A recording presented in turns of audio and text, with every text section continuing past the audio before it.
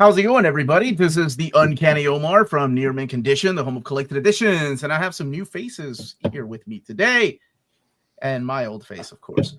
I am going to let them introduce themselves. We're going to go around the table here. Shannon, who are you, young lady, and what do you do, and where are you from? Where can people find you? Yeah.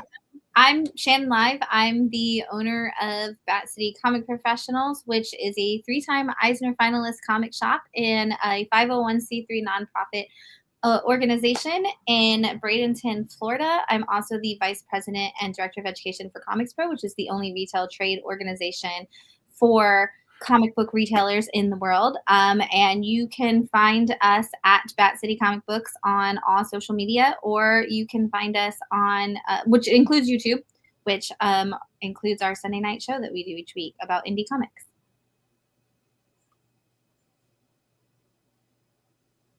Look at all those cool things popping up. Like, wow, that's so good. Oh, did we lose Omar? I think we lost Omar. I'm like, who's not? Somebody else should go. I thought he was like really just in thought. But Me too. I was about to say intense, he's man. really impressed. I know, It's an impressive resume. No, it's totally normal. Like, I was like, why is he so impressed with that? Like, he already knew that. It's well, okay. Somebody else introduce. Yeah, Christian, why don't you go ahead and go? Yeah. Oh, thank you for throwing me under the bus. There you go. Christian, go by Comic Book Stash online. You can find me on TikTok. I talk about comics, movies. That's about it. Honestly, I've stopped reading comics for a bit because they're expensive. And you know, when you're like in your mid-20s, it's kind of hard to keep up with it, and you get other bills. But I do read the comics they send me, you know. And then I have a podcast with my friend Cody Collects, which you can find on Cody Collects YouTube. He just gets more views than I would ever do, so it just made sense to have it on his account. I still get the credit for, you know, being there. So, but no, it's fun. I still talk comics. I've been talking about a lot of, like, when it comes to movies, like old movies that I haven't watched, or like just buying like really nice like collector edition movies. And yeah, someone else take over. I got it. There you go. Perfect timing. Of course. I brought my laptop down just in case. Sorry about that. Anybody next? Or did you all go? Matt, Yeah. your turn. I'll go. Yeah. So my name is Matt. I've been reading comics for about 40 years. I do mostly TikTok content, a little bit of YouTube, a little bit of Instagram, mostly TikTok. You can find me at Bumpkins TV. I do some video content for my LCS's YouTube channel as well. We put out about 4 or 5 videos every week talking about the week's upcoming books a couple days before they come out, giving previews and stuff. We post videos about all the books that are on FOC for the upcoming weekend. We post those every Friday. And then, yeah, I just make my own normal content about just, upcoming books and comic book news and things like that. And I'm just kind of a fan of all of it. And did Christian go and did David go? You guys went? Cool. David, did you go? No, I'm last, I think. Yeah. Go ahead, David. Tell us a little bit about yourself. Yeah, so I'm David, Doze Comics on YouTube and TikTok.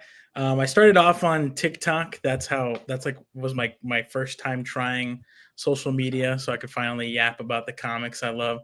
But recently, late last year, I started my YouTube channel, and on TikTok, I kind of just show off my collection.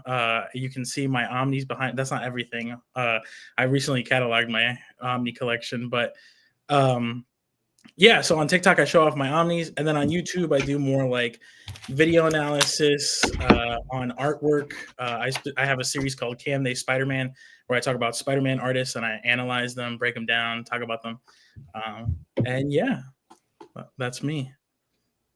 Man, I'm so glad you're here. I'll let Kimsey introduce herself here in a second. But David was a TikToker, what's your TikTok handle?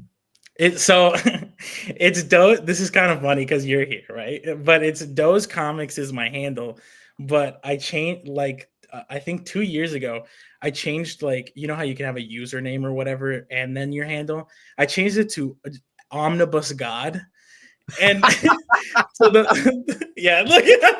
So the reason that's funny is because when I did that, it got some attention, and oh my God, Omar, I can't tell. This was before you probably ever knew about me, and definitely before we talked. But I can't tell you how many comments I would get where people would be like, well, what about Near Mint? What about Omar at Near Mint? And I'm like, I don't. I'm the Omnibus Conquistador. I don't do in my video, I did a reply video to someone saying, why did you change your name? I did a reply video and I was like, I think I was just joking around and stuff, but I was like, I think I have the best collection on TikTok, and it's not just fodder, it's whatever. And I said, Omar doesn't count. He's like he's like the omnibus entity. I was like, he is omnibus. I was like, I am the omnibus guy. He is omnibus. He's like the universe. That's kind of a joke. That's some high praise. I'm glad you're here. And let's see. Last but certainly not least is Kimsey. How are you? Hi. I apologize for being late. I apparently can't read Eastern time or PST apparently. My brain didn't think about that. But I am here. Hope y'all missed me. So I have I've been doing TikTok for about I want to say like a year and a half, 2 years now, and it's just something that you have to do to keep growing and stuff. My brain does not think like TikTok. I don't make TikTok videos because I've seen TikTok videos. And Kimsey's channel popped up because she had messaged, and Tina is the one that answers. She's the one that does my TikToks for me. And she sent me the message. I'm like, oh, that's so sweet. And now sometimes I go in and like whoever messages me, I go and check out their channel. So I started checking out Kimsey's channel, and she had some hot takes on some Transformer movies, and I'm like, oh, I need to get that girl on.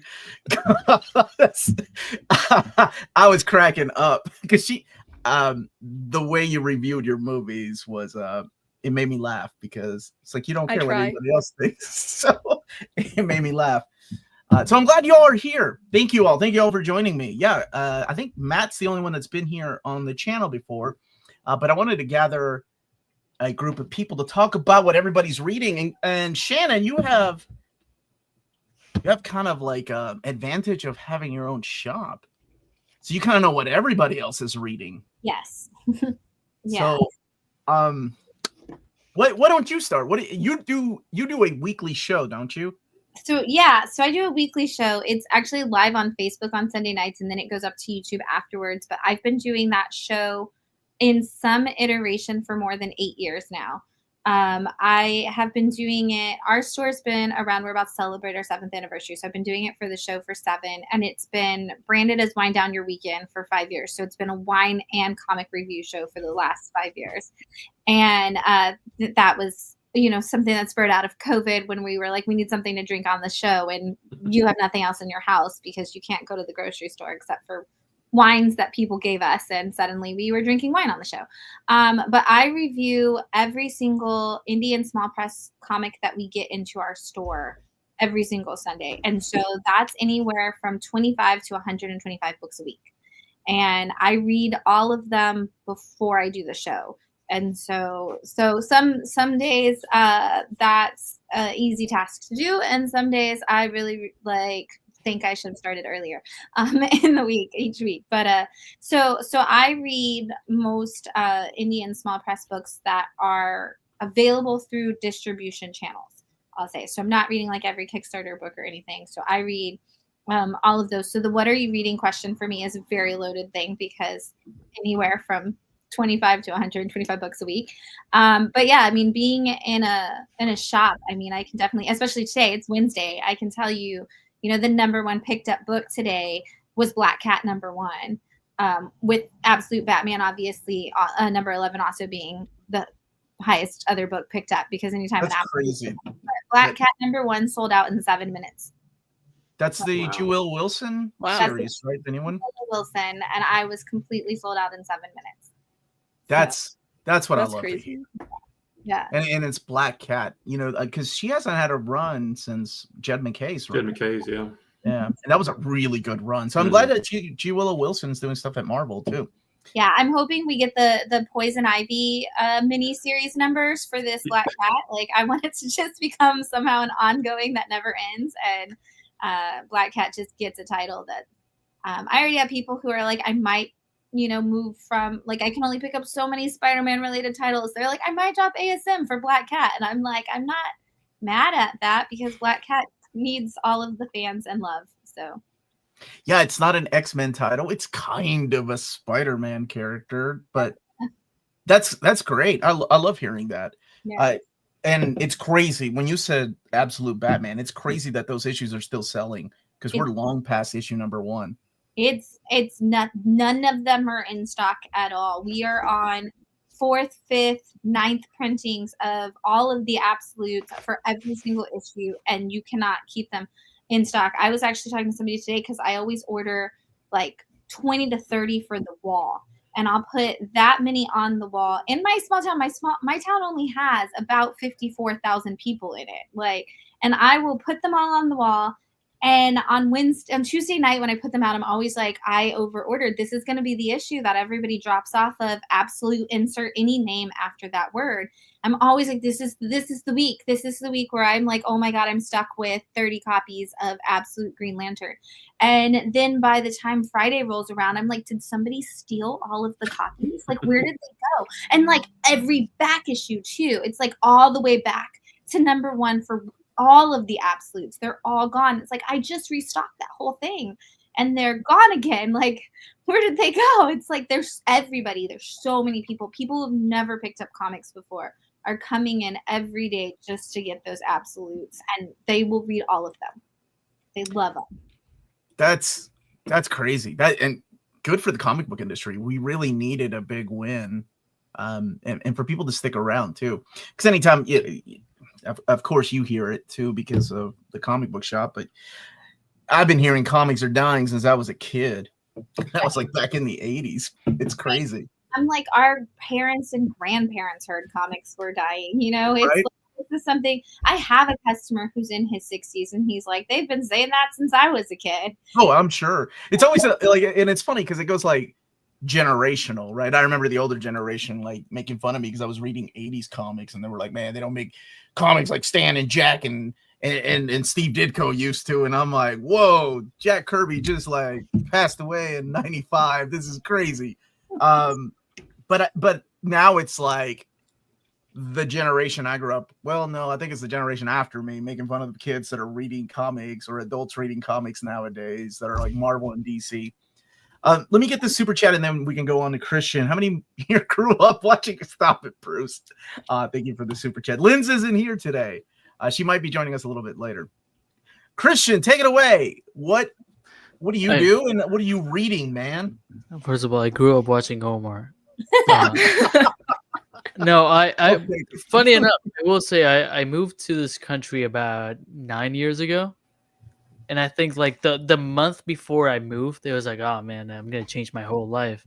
And then it's just May 2016, just YouTube, and I was like, oh, I don't read comics, but this is something. That's for the first time I watched like a near mint condition video, so pretty cool. Wow, that's awesome. Early. Where are you from? Ecuador. Oh, okay. I think I knew that. Yeah, I don't know. We've hung out. Lived there for like 18 years, so big change, but fun. You give Canadian vibes. I'm not gonna lie. Hey, I mean, I thought he was gonna say he's from Canada. I'll take it. They're nice. I've been reading. I think I told you like I haven't been picking up comics. I will say like through just I guess people believe in me too much. Sometimes I get comics sent to me, and that's really nice because I don't have to spend money that I don't have on comics. So like especially like but I just 2 days ago read all of You'll Do Bad Things, which is like a Tyler Boss series. He sent it all to me, and like in the weirdest way, I got recommended like, hey, you should read Tyler Boss, and I was like, I'll read some Tyler Boss, and I'll follow him. And I saw the follow back thing, and I was like, ooh, He already followed me. And no, he's the nicest. And they sent me the whole series, and I got to read that. Distillery books. They sent me White House Robot Romance, and it was phenomenal. It sounded weird, and I liked it, so I'm not gonna complain. Who's the creators behind that one? Chip Zdarsky.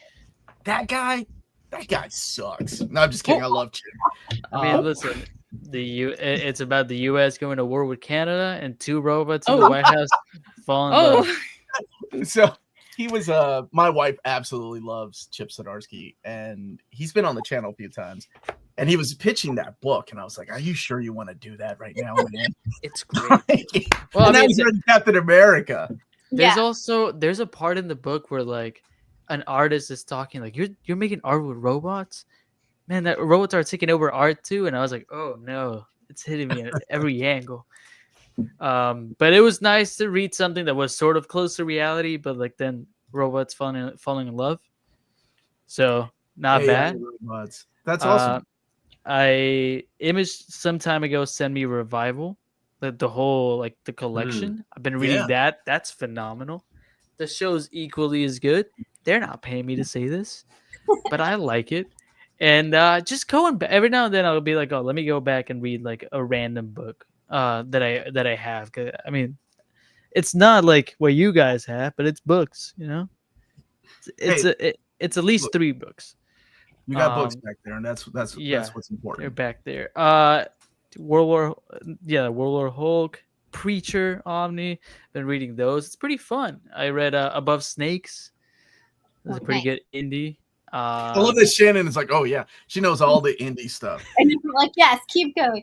Actually, it's the same for your Tyler Boss collection. Add Dead Dog's Bite. It's my absolute favorite type of work. It's so good. So nice. I'm gonna write it down right now. Please do. It's got like a Twin Peaks meets Twilight Zone kind of vibe to it. It's perfect. So, oh, and it's not out anymore. It was Dark Horse, and it's available, I believe, only in hardcover at this point, or directly through Tyler. It's my favorite. It was like a 2020 time period book. It's really, really good. It's one of my favorite things he's ever done, though. I wrote it down. I'm gonna look for it for sure because I like Tyler's writing. He's great. And then the last thing I read fully was That Texas Blood, the complete series. Yeah, loved it. Can't wait to read that. Dude, it's phenomenal. It's in my to read list. I've been hearing a lot of hype about it. It was one of those series that I had heard about a lot. My friend Cody really loves just anything that sounds like a mystery or like cowboys. There's no cowboys in it, but like it sounds like there would be. It's enough for him to love it. So he was talking to me about it for the longest time. And then I met Chris Condon at a bar, who's a writer. Mm-hmm. And he's such a nice guy. I kept running into him and I was like, I should probably read something he's done. So that's where I started. And I felt bad immediately. I messaged him like, hey, I'm so sorry I didn't do this earlier. You're a good writer. But yeah, no, that's what I've been reading. Other than like normal novels and no pictures. They make those? Yeah. Books without pictures? Boring. Dude. Kenzie, why don't you go ahead?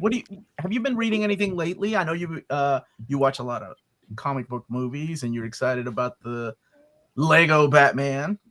Yep, I lost my mind when I saw the announcement. I was like, oh my god, they're making Lego Batman.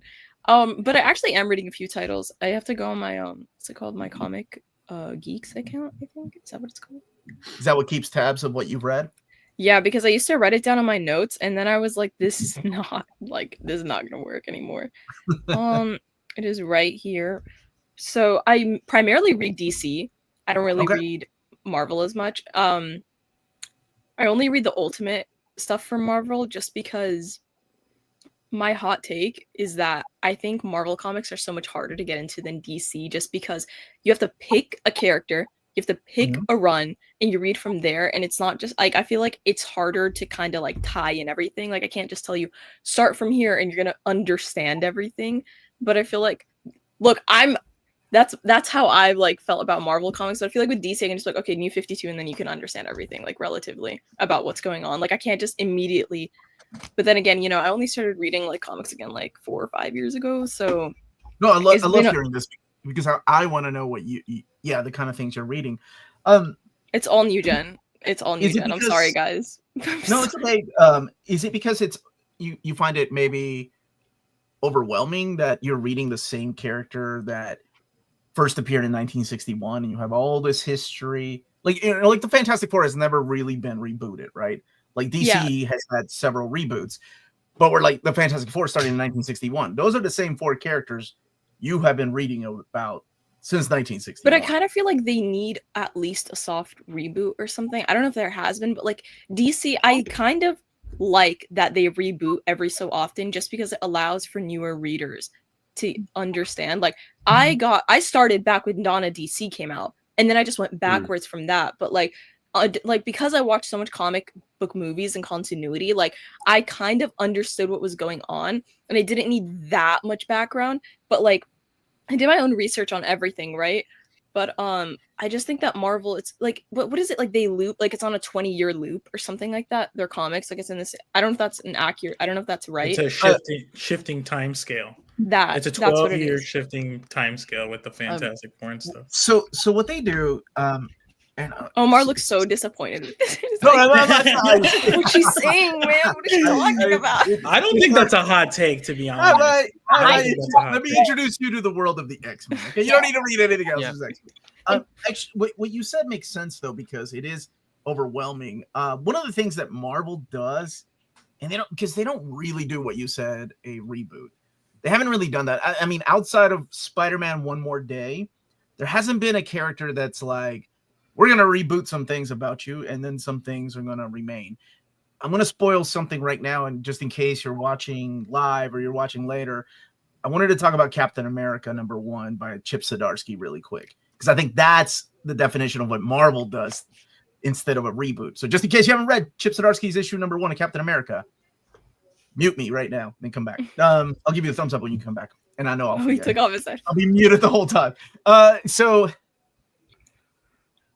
it's now in continuity that Captain America was de-iced after 9/11. So before it was, he was found in ice by Namor with that big fight with the Avengers, and now it's in continuity that no, it actually happened. Like, I think it was like during 9/11, and that's when he woke up. And it's really difficult to write stories like that, because if you're going to reboot Captain America, then what happens to all the characters that teamed up with him in the 80s and the 60s? Did those stories still take place? Yeah. Imagine if they got him before 9/11. Right? It just better. Maybe could have done something. Yeah, they totally could have whooped Thanos' ass during the Infinity Gauntlet. But yeah, it's just something that Marvel does from time to time, is they'll scale where the time is going to be.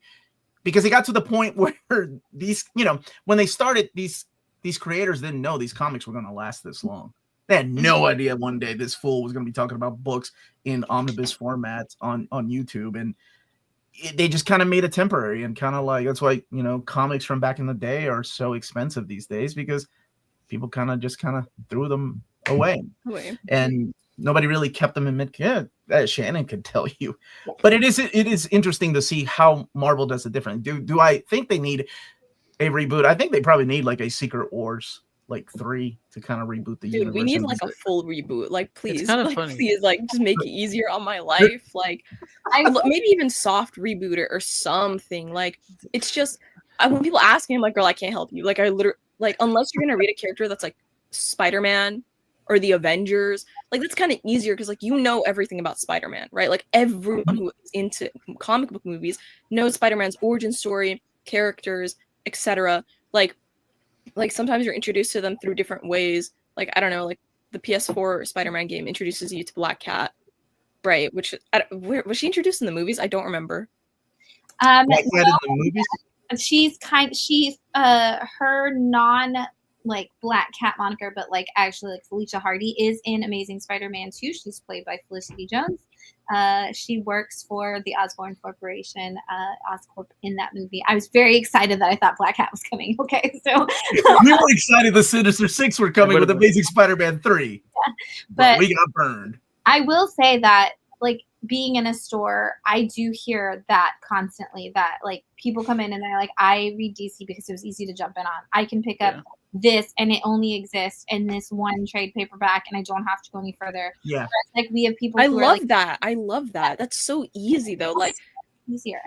You 52 titles, 52 different characters, in 52 like different stories. That's so awesome because, like, yeah, the 52 don't have like the best writing or stories at times, but like I can just tell you, if you read New 52 Wonder Woman, you're gonna understand or have a semblance of what is going on in 2025. And that comic came out in 2012, right? It's the problem. Marvel does like the X-Men; they get like soft reboots every now and then. But yeah, that's the only one that I was able to understand because they did New X-Men, right? And then Astonishing, I think, after that, and then. But that's the problem. You got to pick up all like 27 books that they're putting out to understand one of them. So it's a investment. Yeah, I don't have the money for that investment. It's interesting that people, some people who don't read as many comics, they complain like, I'm sick of Marvel and DC rebooting all the time. And I'm like, well, Marvel's actually never rebooted, like Crisis style. They've never rebooted, and DC's only technically rebooted 3 times in 80 years. So it's not like it's happened. They act like it happens all the time. It's like it actually doesn't. I mean, there's new #1s and stuff, but I think to them it's because like you had, for like I speak mainly for DC. What was it like? New 52, Rebirth, and then Dawn of DC, and that was all in the span of like 15-ish years, I think. And I think that's why people are. But Dawn of DC, wasn't it just like a soft reboot? It wasn't necessarily like a. Yeah, it wasn't even a reboot. Just like a publishing initiative, just like All In was. They're not rebooting anything. They're just like, taking a new direction with how they publish and create books. I think it's become a thing with writers nowadays and editors working on these books is continuity with DC, especially, is just hyper time, which was something ridiculous that Mark Waid created that I absolutely love. That everything is canon. Everything that has ever been written, everything that has been published by DC can be used as canon. And if the writer remembers, then that's all that matters. And I kind of wish things were like that across the board. It just kind of, hyper time is the best, laziest way to describe how everything can exist at the same time, how different timelines can exist. I love it. I know there's, people that don't like it, but to me, it's just the kind of comic book science I need to enjoy books. Because sometimes, I used to be a big continuity nut, and I still am, which is why I love doing reading orders. But there are times that I'm reading like Tom King's Vision and or Matt Fraction's Hawkeye, which is regarded as one of the best comic books. Because it's like DC. It's like a DC book, right? That's all you need to read. Although people should really read Kelly Thompson's run. But my issue is like I can't stop being the fanboy that's like, oh, I don't think Jessica Drew would really say that. That really didn't happen. It's so hard to do that. And then I think the older I get, the more I can distance myself from the characters and the continuity that I can actually enjoy things. Which is why I can now enjoy some things that Tom King has written. Because in the past I was like, there's no way that character would ever do that. Because if you can't let go of that, you can't enjoy these stories if they're self-contained. Yeah, I agree with that. I like Donny Cates did it in Thor, and I know like some people don't like his Thor run. I love it. It was my first ever comic book run that I like picked up monthly. He sort of said like, oh, they give me anything in the sandbox, I will use it. So he brought back like Donald Blake and things that weren't like are still in continuity, just nobody talks about them anymore. It's like technically everything still exists. It's just like, does the writer want to use it? Yes or no? It's confusing. I kind of like that though, just letting the writer write its own, in continuity happening. Let me get the super chat. This is a stream where we get the youngins into Iron Man. No, John, I don't think there's any. Even Robert Downey Jr. couldn't get the youngins to check out Iron Man comics. David, have you been on mute the whole time? I gave the thumbs up so people could hear me, so I didn't spoil Chip Zdarsky's Captain America. I know that was I didn't know, but I mean I'm fine with the spoiler. I'll read it later, but I didn't know that. That's pretty bonkers. That sounds really cool. Yeah, no, Iron Man. Never mind. Okay, but yeah, am I next? Is that what you said my name? Yeah, you're next, man. Okay. So funny that we're talking about like, oh, it's hard to like. By the way, Kim C, I agree with you 100%. I still like this guy. I like Marvel a little bit. I like Marvel a little bit more with like some characters. Obviously, they have the greatest character of all time in Spider-Man.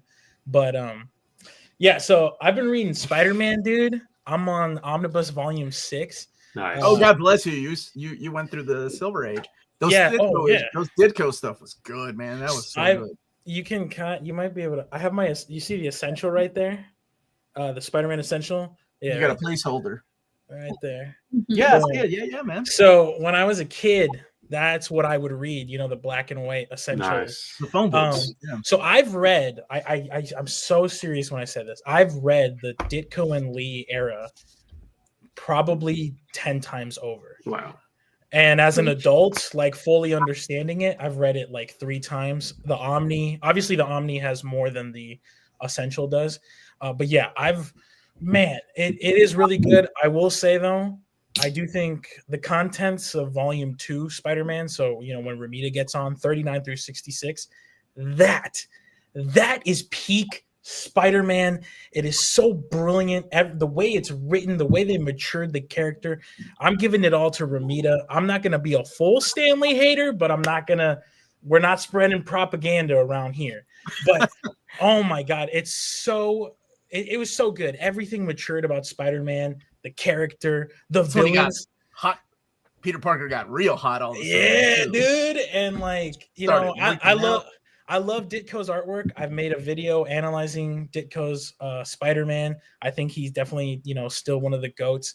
But Ramita, I made a video about Ramita as well, and I titled it the artist that upgraded Spider-Man, and that's for a reason, because I really do think he boomed. But his son, I do think is better than him. But that's a conversation for another day. But I've been reading, Spidey. I'm on Volume 6, so that's like we're in the 180s. We're about to hit the 200s. Man, pretty kooky stuff right now. We've got Marv Wolfman on there, and he's not really doing it for me right now. But I've read through some Jerry Conway stuff. Jerry Conway, mwah. Oh my God, what a writer, especially for Spider-Man. Really good stuff. You're melting a lot of the old hearts in the chat right now. Oh, mine for sure. I'm like, I love you, dude. Yeah, Spider-Man's been my favorite character for 40 years. Like my whole life, Spider-Man's been my #1 character. I've read almost every Spider-Man comic, and you're right. That Silver Age stuff is awesome. Like that's the best. Amazing Spider-Man. That's the best Silver Age Marvel stuff. Yeah, I think out there. I think when like you said it right there, Matt. I think Spider-Man and Hulk, but really Hulk like in the very beginning. I think like early, like Hulk Omnibus Volume 1. I think that's some perfect stuff too. But yeah, Spider-Man. Oh man, he's been kicking ass all these years. Well, he stopped for a bit. But let's chill. But yeah, no. I respect the old stuff. I used to be really strict about like reading things in order. So like I used to, I used to get made fun of by my friends because they'd be like, oh, don't talk about the current stuff because, you know, David can't read it yet. He has to read 40 years of X-Men because my homie Yuhu on TikTok too, he loves Krakoa. I have not read Krakoa yet. And every time he would talk about Krakoa, I'd be like, yeah, dude, but you got to read Claremont, bro. Like Claremont's where it's at. And he'd be like, yeah, man, he'd always tell me he's like, dude, read Krakoa and then get back to me. And I'm like, come on, you got to read Claremont. So I used to be very stuck in like, I used to only read like a bunch of the old stuff because I wanted to read everything from the beginning. But, you know, I bounce around. Obviously, I've read, you know, JMS, Ultimate Spider-Man, unfortunately, Zeb Wells. But that's not Wells' fault. Niccolo, I'm looking at you. But yeah, I feel the same way, dude. Everybody talks about Wells' run. I'm like Zeb Wells' run is the worst run of Amazing Spider-Man ever, but it's not his fault. No, it's editorial doing all this weird stuff. It's like if it was the worst run ever. I keep hearing that, but I'll be honest. I've said this a lot on my channel. reading comics for 40 plus years. I've been hearing that for that long. That this is whatever the current Spider-Man run is, it's the worst run ever. Oh, hold on, because come on.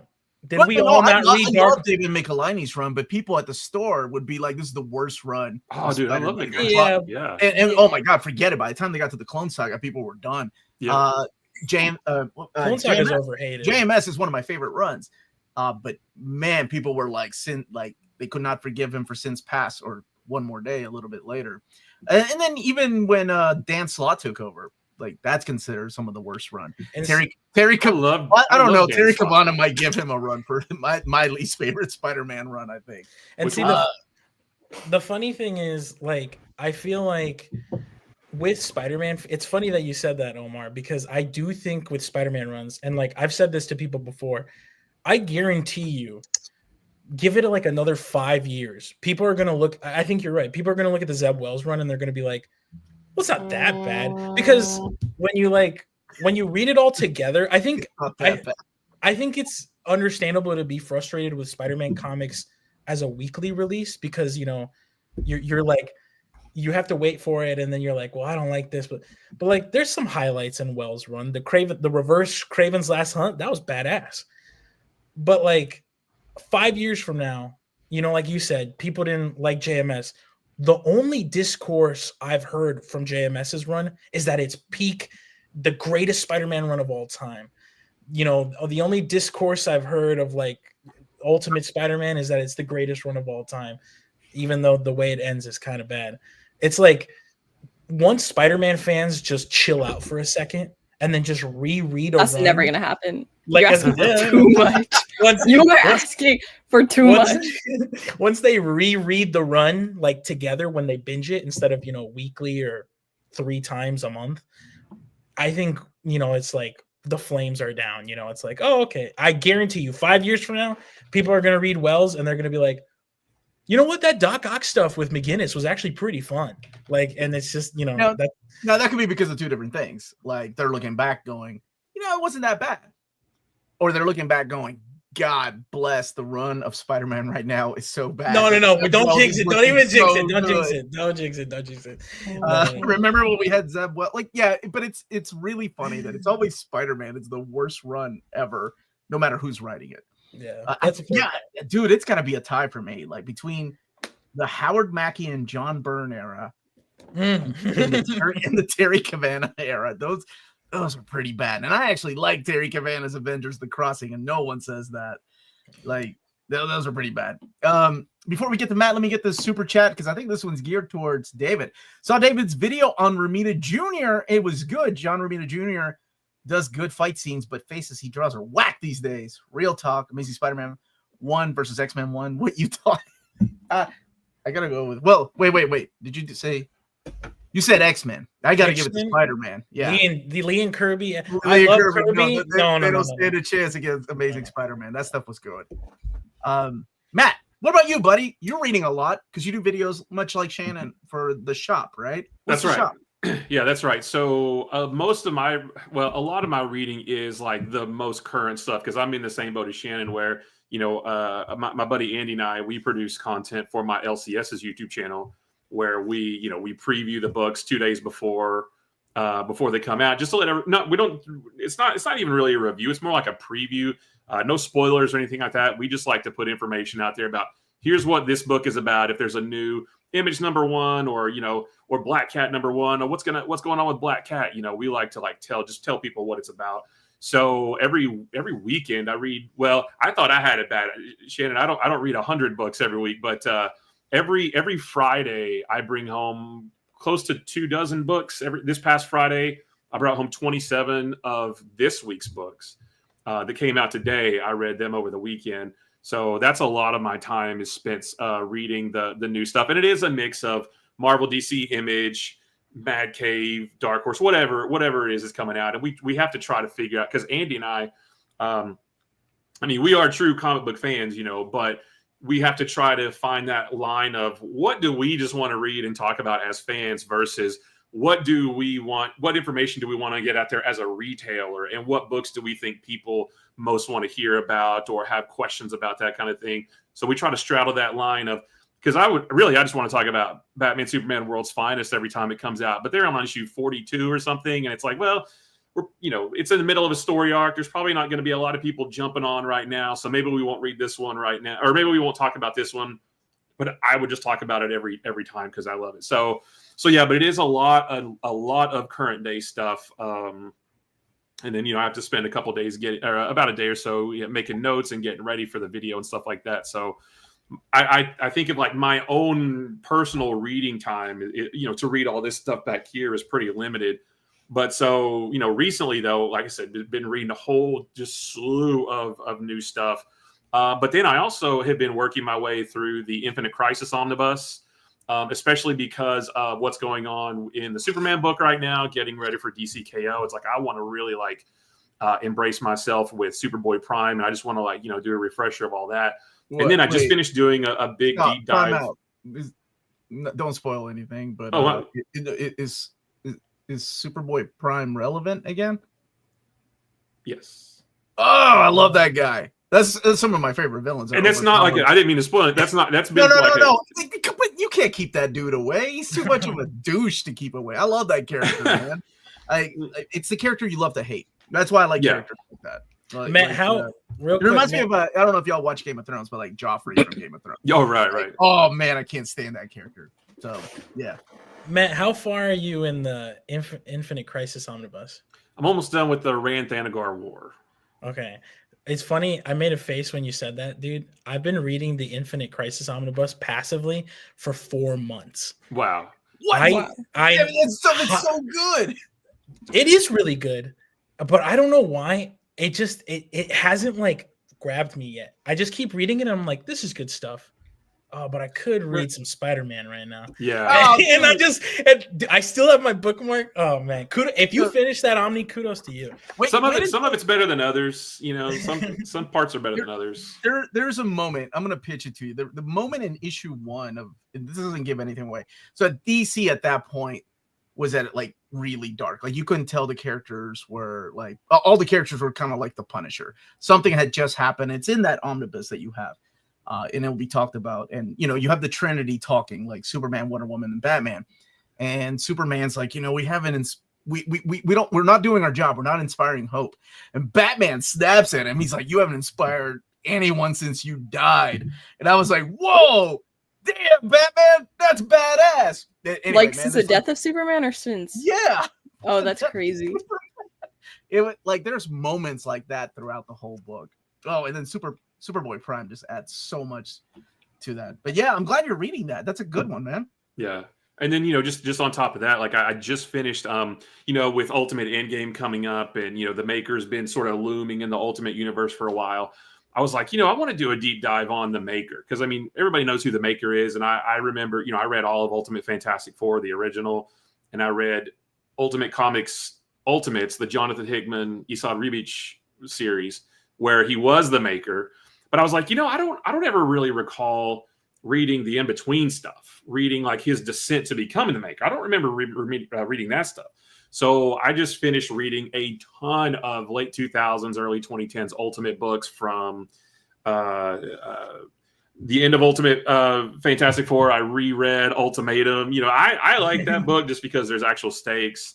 And then, this Doomsday trade paperback that collects the 3 different 4-issue Ultimate miniseries, just kind of following Ultimate Reed Richards' descent to become the Maker, where you see Ultimate, he's getting a little bit more out there in Ultimate Fallout, and I think there's a couple other miniseries too, and then that sort of took me on a side quest. I was like, wait a minute, I want to reread some of these Ultimate Comics Avengers, and not a lot of it. Some of it was great, some of it wasn't, but I just wanted to sort of read the entire saga of Ultimate Reed Richards to the Maker, just to get ready for Ultimate Endgame in December. Aren't they doing blind bags for it or something like that? Or something? Yeah, which that's really cool.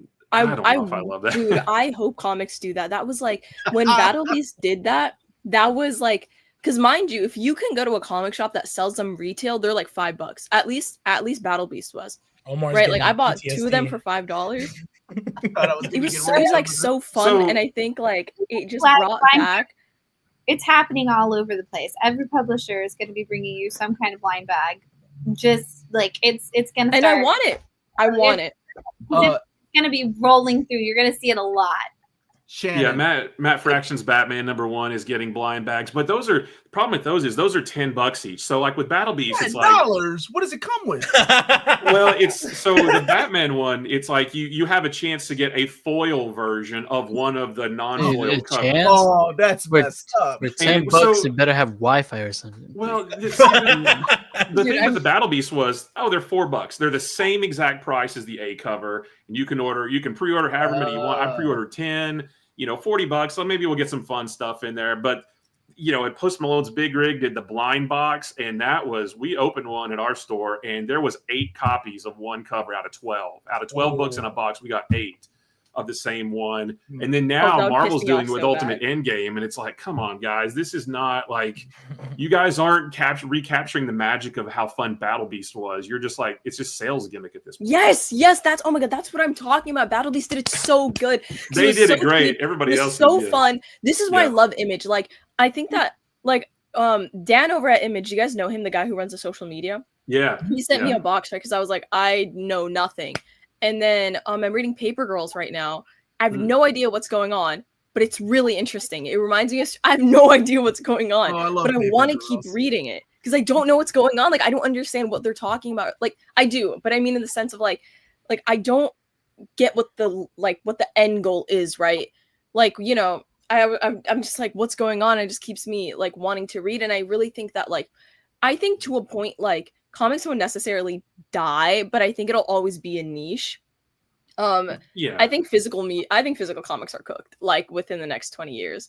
I don't think so. You really I was talking to I was talking to one of the writers when I was at WonderCon, and he was like, yeah, I can't really see them I can't really see comic stores being around for much more than 20 or 30 more years before, unless it's really staple ones. I kind of agree. They've been saying that again. They've been saying that as long as the direct market has existed, and we are one of the only industries in all of retail that does not see a massive amount of closings. There's actually Prana Direct Market Solutions has all of the stats on it. If you ever get a chance to watch their comic industry insiders or anything like that.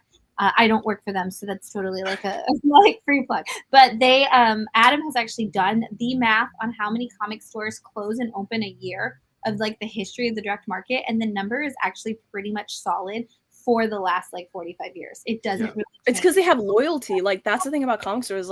They have you have that. You have loyalty. You have people who are passionate about it. I mean, at this point in early next year, Joe Ferrara is going to celebrate 50 years of Atlantis Fantasy World being open in California as a comic book That's store. awesome. And purely comics, not comics and games, just purely comic book store. 50-year anniversary next year, which is insane. But when I worked in the traditional publishing industry side, when Kindle and Nook and all of that, and Amazon was opening their own bookstores, and everybody was indie bookstores are gone, and you saw the indie bookstore numbers start to go down a little bit, and indie bookstores just adapted. They just changed what they did, and the reason why they survived, and the reason why comic bookstores are going to survive, because it's not just about the book. It's the third place. It's that safe space, third space that you have that you can go to. And people will always go to comic book stores that exist because it's somewhere to go. It's where you can go and you can do this and you can have that conversation in person. You can make friends. You've got events geared around your stuff. I mean, we had literally before I could log on to this call, I had to tell my manga meetup that meets once a month. I was like, hey guys, I have to have the room and y'all been here for 2 hours. Is it cool if I have and they were like, oh yeah, we'll just move into the store. It's cool. And so, but that's gonna exist. And as long as as to paper, they said books weren't gonna come out physically anymore when Kindle and all of that came out. And you know whose numbers went down and whose went up? Kindle's went down. But you know what I think it is also? I think it's social media, because I think TikTok gave bookstores, when Book Talk was at its peak, I think Barnes & Noble has opened 50 more stores. and which is great. Boo tomato. I don't like Amazon. Not a fan of big corporations. And indie bookstores already had their like revival and their push even before that. Like that's what I was gonna say. Before TikTok became a thing, indie bookstores had already pushed back up. You know, like before it was BookTok being the push for that. And then it got even bigger when that happened. And like when I have so many people who come into the comic store who are the same thing. I heard people talking about it. I watched your show or I watched this show or any other show. And they're like, and I have a list, you know, they come in with their paper and they're like, I have this list that I need of all these new titles. And then you got the guys who come in with their like notebooks that are this thick that are like, these are all the comics I need to complete my run from 1977. And it's written down in the tiniest handwriting and they're tracking it. It's like and they're like, I will not buy them online. I have to find them in the wild or it doesn't exist. And so there's always going to be that dynamic. Is there always going to be digital? Absolutely. And, you know, you were talking about Distillery. Distillery has the numbers on the path from digital readers who become physical readers because they're the guys behind Distillery were the guys behind the creation of Comixology. And so they know those numbers of how many people go from digital to physical. And is there numbers of people who go physical to digital? Absolutely. But it's like, it's not gonna go away unless books in general go away. Yeah. Mm-hmm. Like you've got to like, you know, it's more likely that books will get like banned and they'll go away than it is that people will just stop producing them and reading them and going to stores to get them. I think for me, like I used to go, there's about 20 minutes away from my house, which is the closest comic book store. There's like a big store that a lot of people like. And I remember when I wanted to read comics, I went there.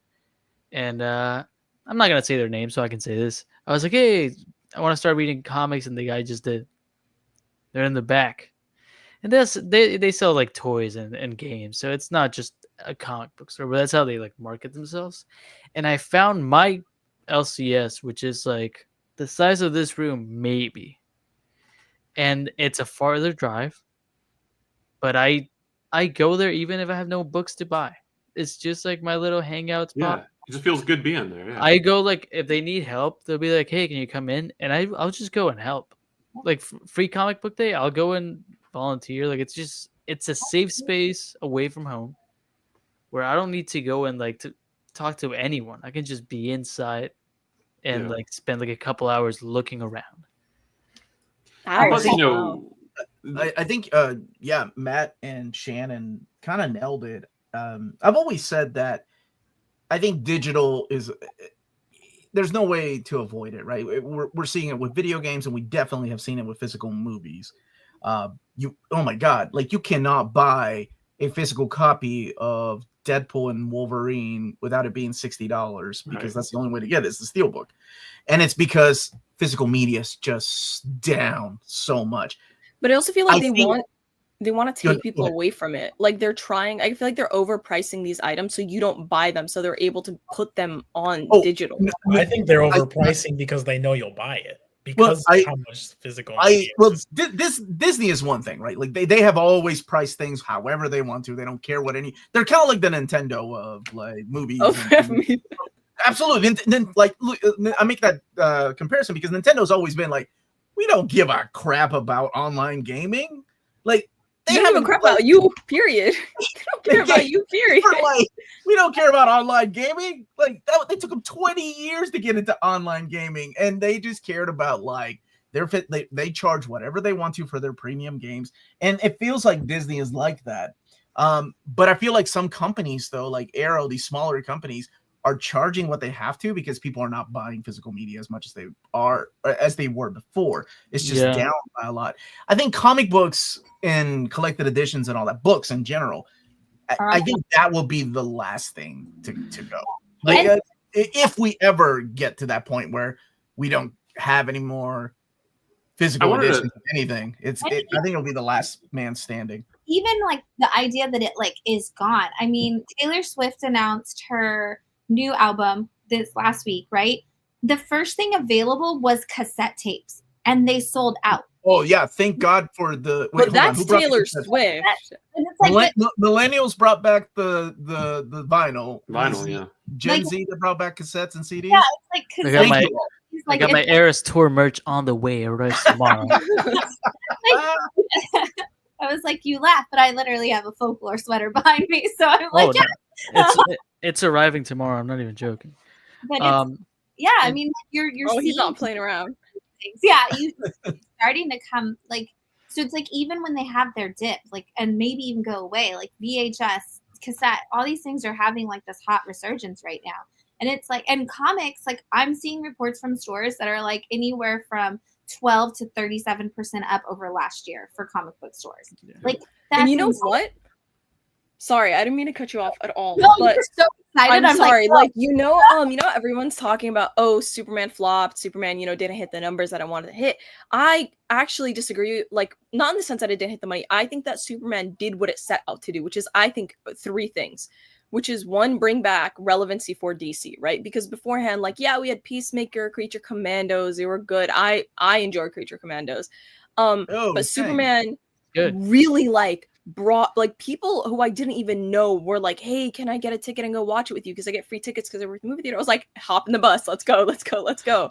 And from that, like, I feel like a lot of, it brought back DC's relevancy. Number 2, it brought back, like, for their figures and their toys. It's so much easier to market than I think Zack Snyder's stuff. Like, don't get me wrong, hot take, I actually enjoyed Zack's stuff. I hate to admit it, I love Batman. I love Man of Steel. Man of Steel is one of my favorite movies, but I'm not in the Snyder cult. It's not. Dude, I love the Snyder cut of Justice League. I thought it was pretty good. You guys mess with. I agree. They're enjoyable except movies. For the full frame. Tornado in the background. The extended version of Justice League and seeing, the Snyder cut Justice League is actually good.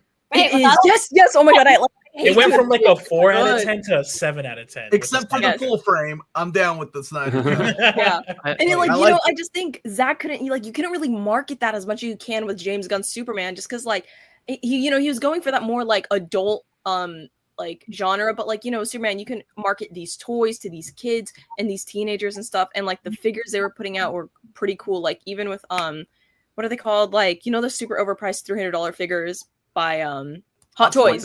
Yeah. Thank you. I love how everyone immediately Hot Toys. The last thing was comic book stores. Like people, my best friend who hasn't really like, she grew up on DC, loved DC. Superman brought back her love for DC. Like I was telling her, read Birthright, right? Like as I have the compact, just read Birthright. You want to get back into it. I just take some of my comics. And she was like, yeah, she went to the comic store. She got like some plushies from there. She got a book. And that's what the point I think of Superman was to bring back DC's relevancy, drive up sales for their merchandise, and bring people back into comic stores. Like people were saying that it brought back people in. You hit a big one with the compacts. Those the compacts. Yes. Are like the greatest thing that DC has ever done. There's so many people who are coming in that are like, I've always wanted to read this, but I never got it. Or my friends who are we have a guy that's like, my friends have never read comics, and they come over here all the time now, and they're like, oh, I bought this one, and they're like, they're $10.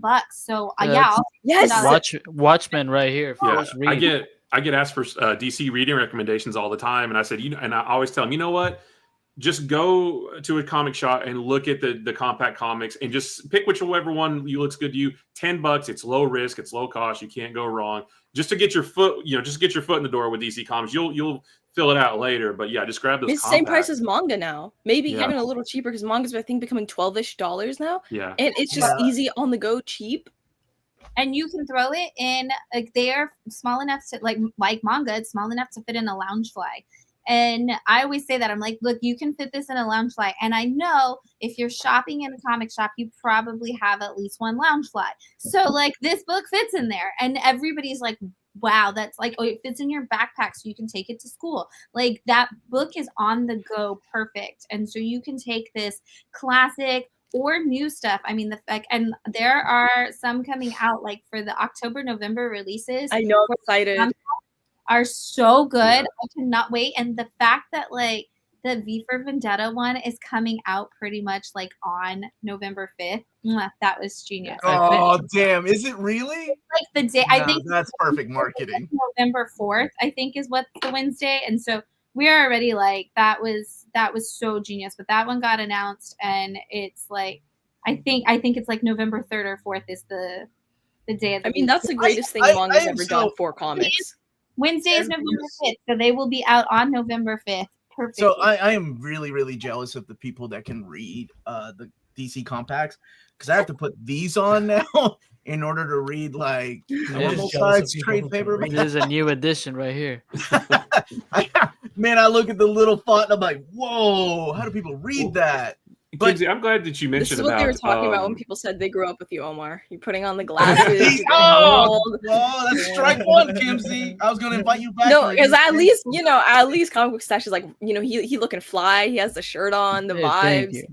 What You know, the it's hell? kind of funny. Damn. The I He's a moment, young, very young, I know- handsome man. the moment I started getting He'll gray get hairs, here one day. Handsome doesn't have an age, Omar. You're good, brother. the moment I started getting gray hairs is the moment I started reading like this.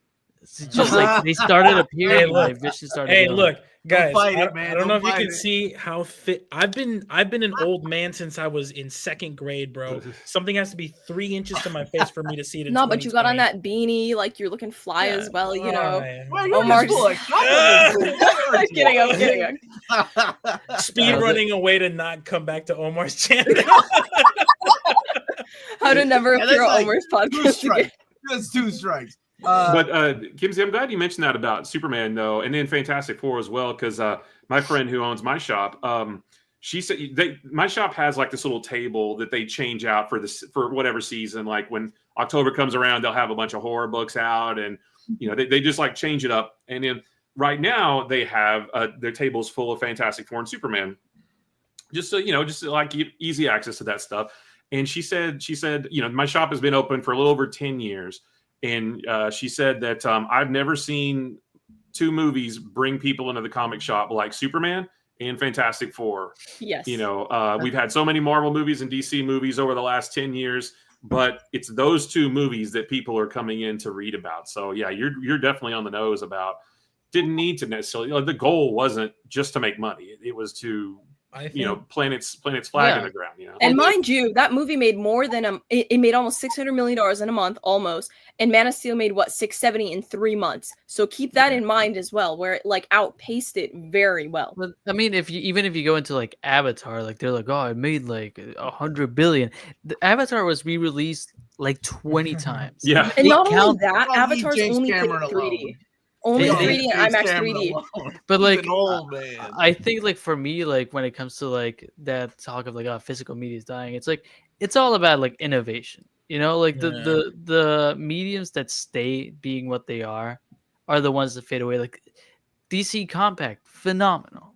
It's such a smart decision. Like for me, like I've been buying a lot of physical movies, and like Criterion specifically is a company that like makes like really nice like collected editions. They're like $50.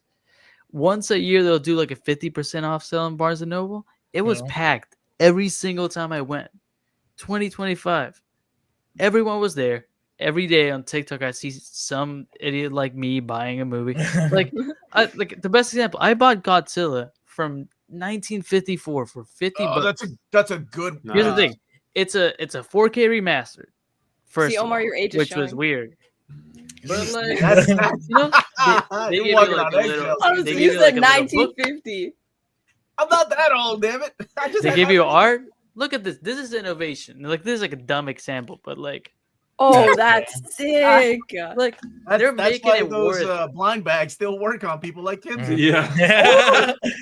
I I think got excited when you folded all that out. They're making it worth the $50. I really do think comics are at their most popular. The comics medium is at its most popular it's probably ever been.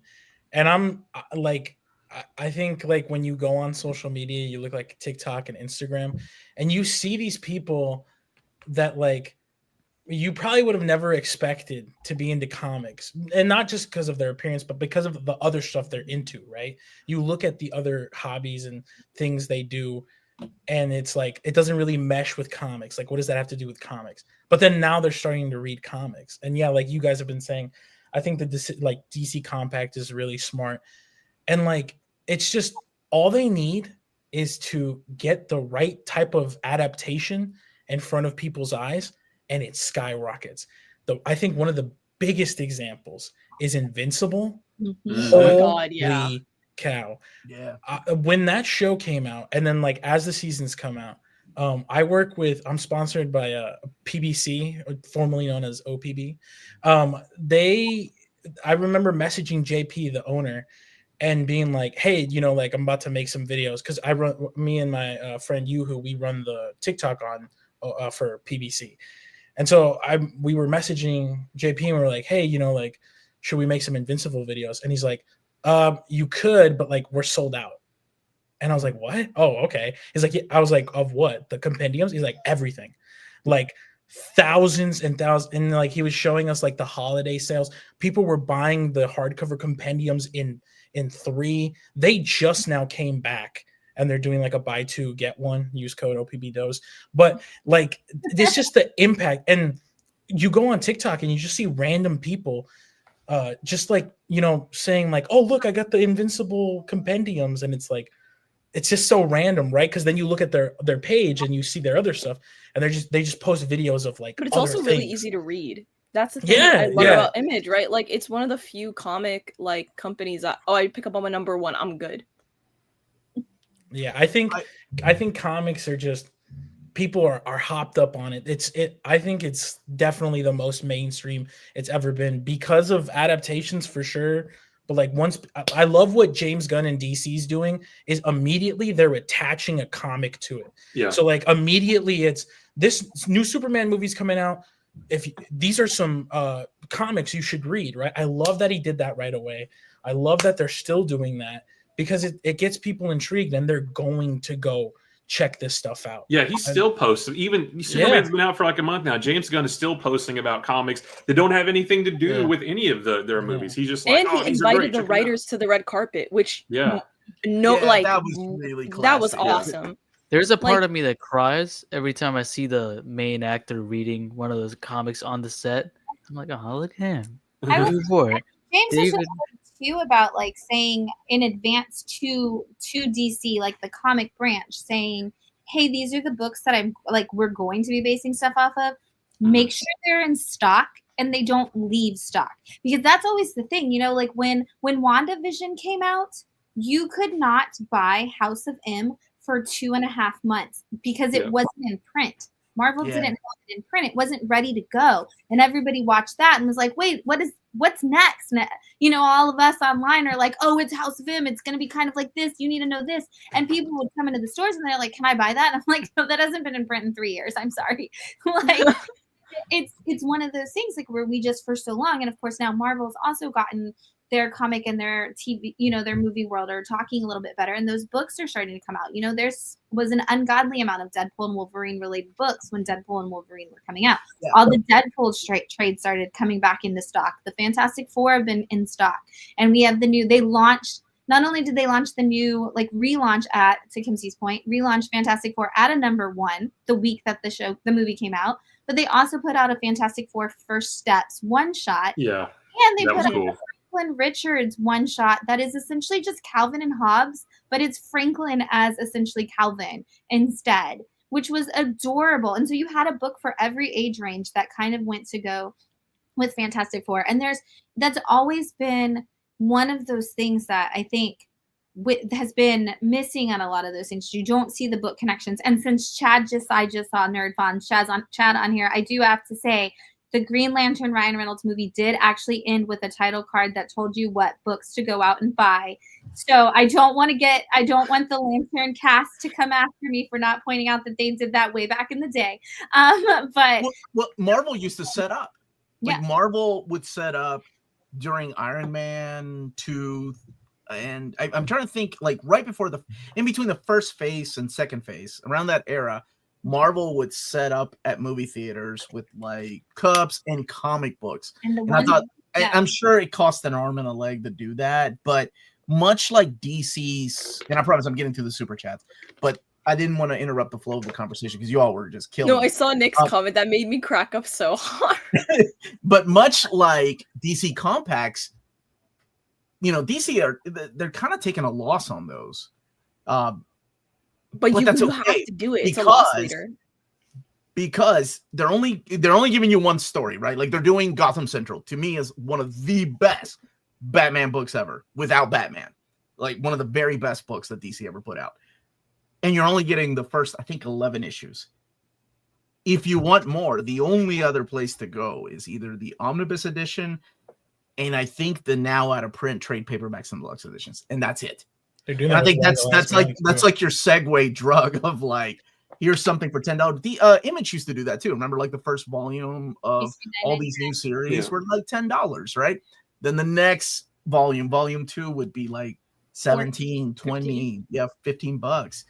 So I think it's a very smart move. Yeah, you're taking a loss, but you're also maybe maintaining some readership and people that will go and jump into physical media because they enjoy the story so much. And then they're like, oh my gosh, wait, there's a big version of Watchmen that's $125. Whoa, give me that, because I'm getting older and I need to put readers on. All right, let me get to these super chats really quick. Are the Dawn of X going to collect X of Swords? I don't know yet. I don't have the mapping for volume 3, which would be X of Swords. But really, they could just reprint X of Swords as an omnibus. I hope they do, though. My wife said no to buy more comics, and I bought what? Amazing Fantasy 15 on a scale of 1. The secret is to explain that it's an investment. AF-15 is a tangible asset that you can claim on your insurance if it's graded. So make sure if you don't mind that, you claim it. Yes, you can claim it because it then has a serial number when it's graded, so that you can actually track it if anything's happened. You can grade, and it has a provable value point through any of the grading services like Go Collect or anything like that. You can track how much it is worth at any given time, aggregated. So you can tell your wife your AF-15 is a tangible asset that can be used on your insurance purposes for how much the value of your assets are. It won't help you buy a house unless you sell it. I know from experience, but you can show that you have tax pack unlocked. Only go up from there, historically proven charts to show you. Wow. So thank you for that. So remember, Shannon does not speak for Near Mint Condition. She has her own channel. You lose a lot of Exquisite Corpses from Image is a dope new comic. Yes. The one that came out today was my favorite since the first. Oh yeah, it was great. Who's the creative team behind that? James Tynion and Michael Walsh. I've been hearing a lot of hype about it. It's good. You know, I gotta James Tynion is somebody that knew how to market himself so well. Like he really did what Brian Michael Bendis should have done. Brian Michael Bendis, at the height of his game, when he was writing Ultimate Spider-Man, when he was writing New Avengers, he should have been like, yo, I have my own IP. People should be checking this out. James Tynion, when he was doing Batman, was like, yo, I got this thing called Something is Killing the Children. And there was another book that he had, Wind and The Woods. Oh, and The Woods, yeah. That's it, yeah. And that's how he got people to fuck, man. And he now, you know, he made like a 7-figure deal with Netflix. Like, you don't need to be writing comics. Yeah.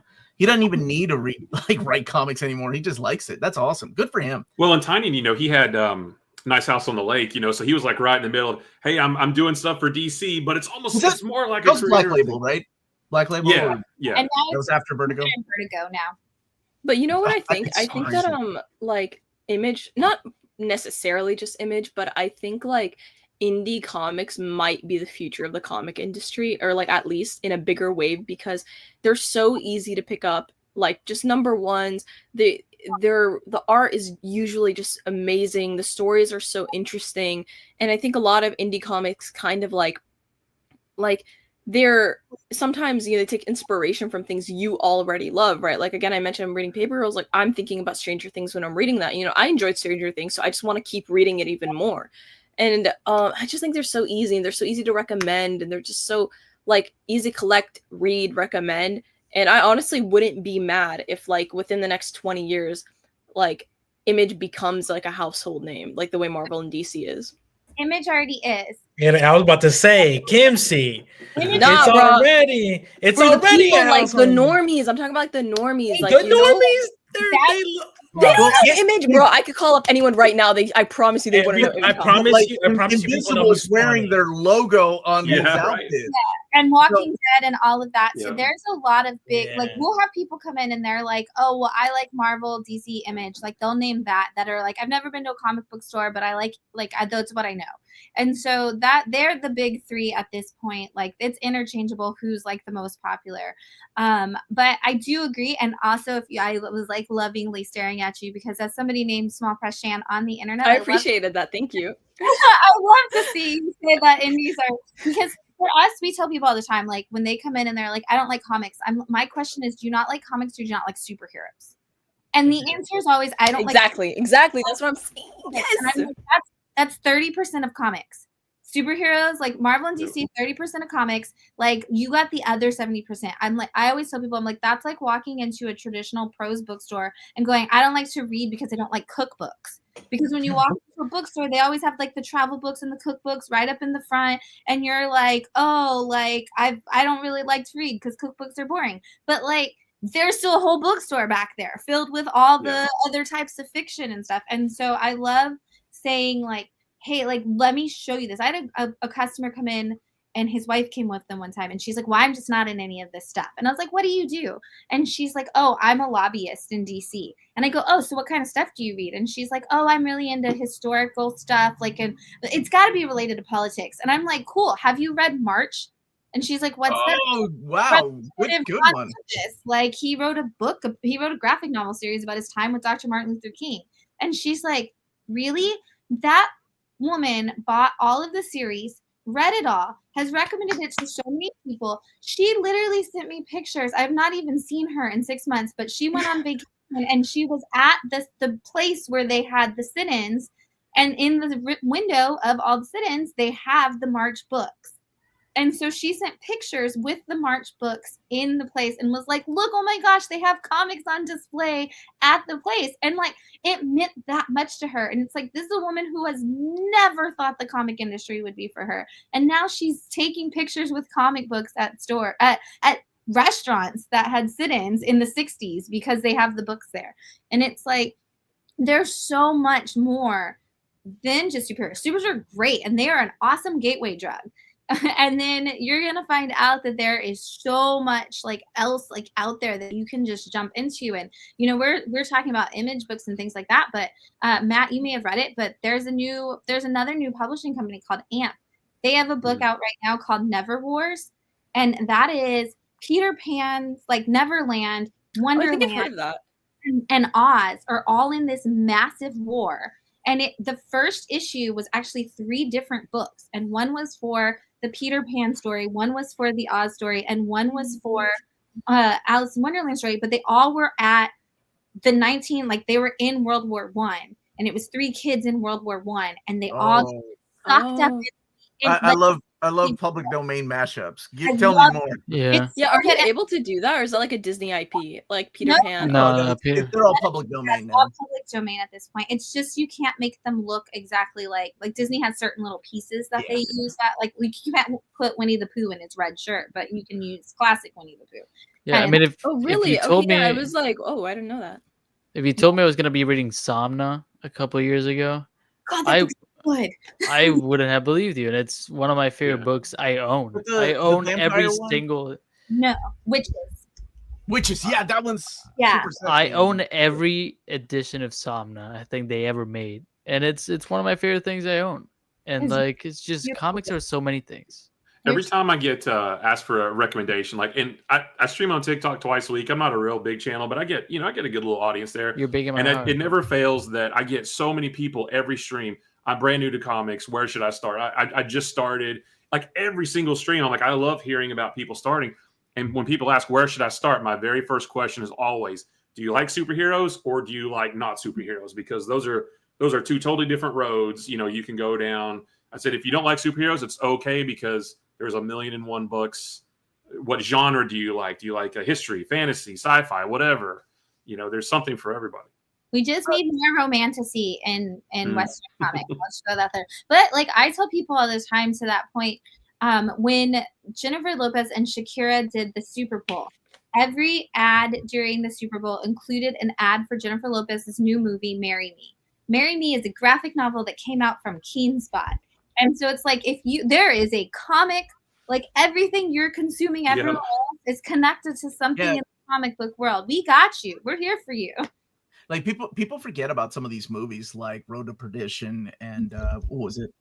History of Violence and From Hell, you know, based on graphic novels. And it's really interesting how far we've come. You know, one of the I know Kimsey and Matt and Christian do a lot more TikTok, but TikTok is so different than YouTube when it comes to the comments and questions because it's a different demographic. Holy crap. Like the video that blew up for me, somebody was asking a random question. It was about magic. Like, what are some of the best magic stories? Ilyana Rasputin. And I was like, wow, that's random. Okay. Yeah. So I started, and that video It's blew probably up. because And of I'm like, Marvel Rivals, no? that's why. Yeah. Yes, exactly. That's why. It's because of Marvel Rivals. So anything, Emma Frost, all these characters. And it's so different because there it's like they're asking, like, where can we see these issues that, and they're talking about storylines from the video game or storylines from the movie. So it's so different than like YouTube comments when there were like, sometimes it's people like, I haven't read comics in 20 years and I didn't know they were releasing them in like big book formats. And on TikTok, it's more like a younger generation asking, yo, when does Tony Stark put the like Infinity Gauntlet on? Where can I find that? I also feel like it's one of those things where TikTok is so much more accessible to the creator. Like it's like a direct link. Where like if I ask you on a YouTube comment, like, hey, where can I read this? I don't expect you to make a video that you film. Oh, the reply video, right? Yeah. But on TikTok, I can ask you any dumb question and you might just because you're always gonna see it like that. Like I know you see it. I know you see the like. And if the creator wants to reply, it's as easy as like, hey, read this, and that's it. 5-second video out. And I think that people or like younger generations are more inclined to ask on TikTok because it feels like a direct link to the creator. Oh, you have like that personal connection. Yeah, I can kind of see that. Which I think, you know, I think it's the way the questions come that I can see that. But and some of them are so sweet and innocent, and some of them are so ridiculous. I'm like, I don't even know how to answer that. But it's just so different than YouTube because like YouTube, the way that it's made, the platform is like you subscribe to the channel and it will come up like it, you know, like here's a new video from Near Mint Condition. Whereas TikTok is like, it's kind of like you're at the mercy of the AI algorithm to feed you what they think you need.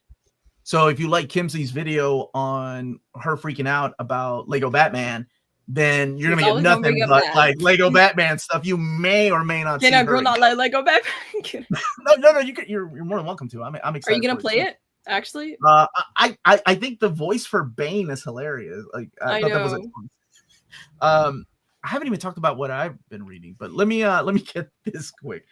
I welcome our AI overlords to continue John Romita Jr.'s tradition of I think that's for you, David, of blocky art. Leave him alone.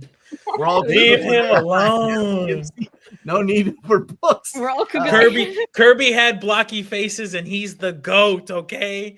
Whoa. Leave Romita Jr. Oldmar. Oh, that's so good. That's crazy. That one is so good. That's not that funny. Look what you started. He's like, I love it. When you were talking, like, I laughed because when you were saying, like, oh, you know, like, I don't know how to use TikTok, I was like, Omar, your age is showing. You probably not even know. I'm 47. I feel like my dad when he asked me to. You're younger than my dad.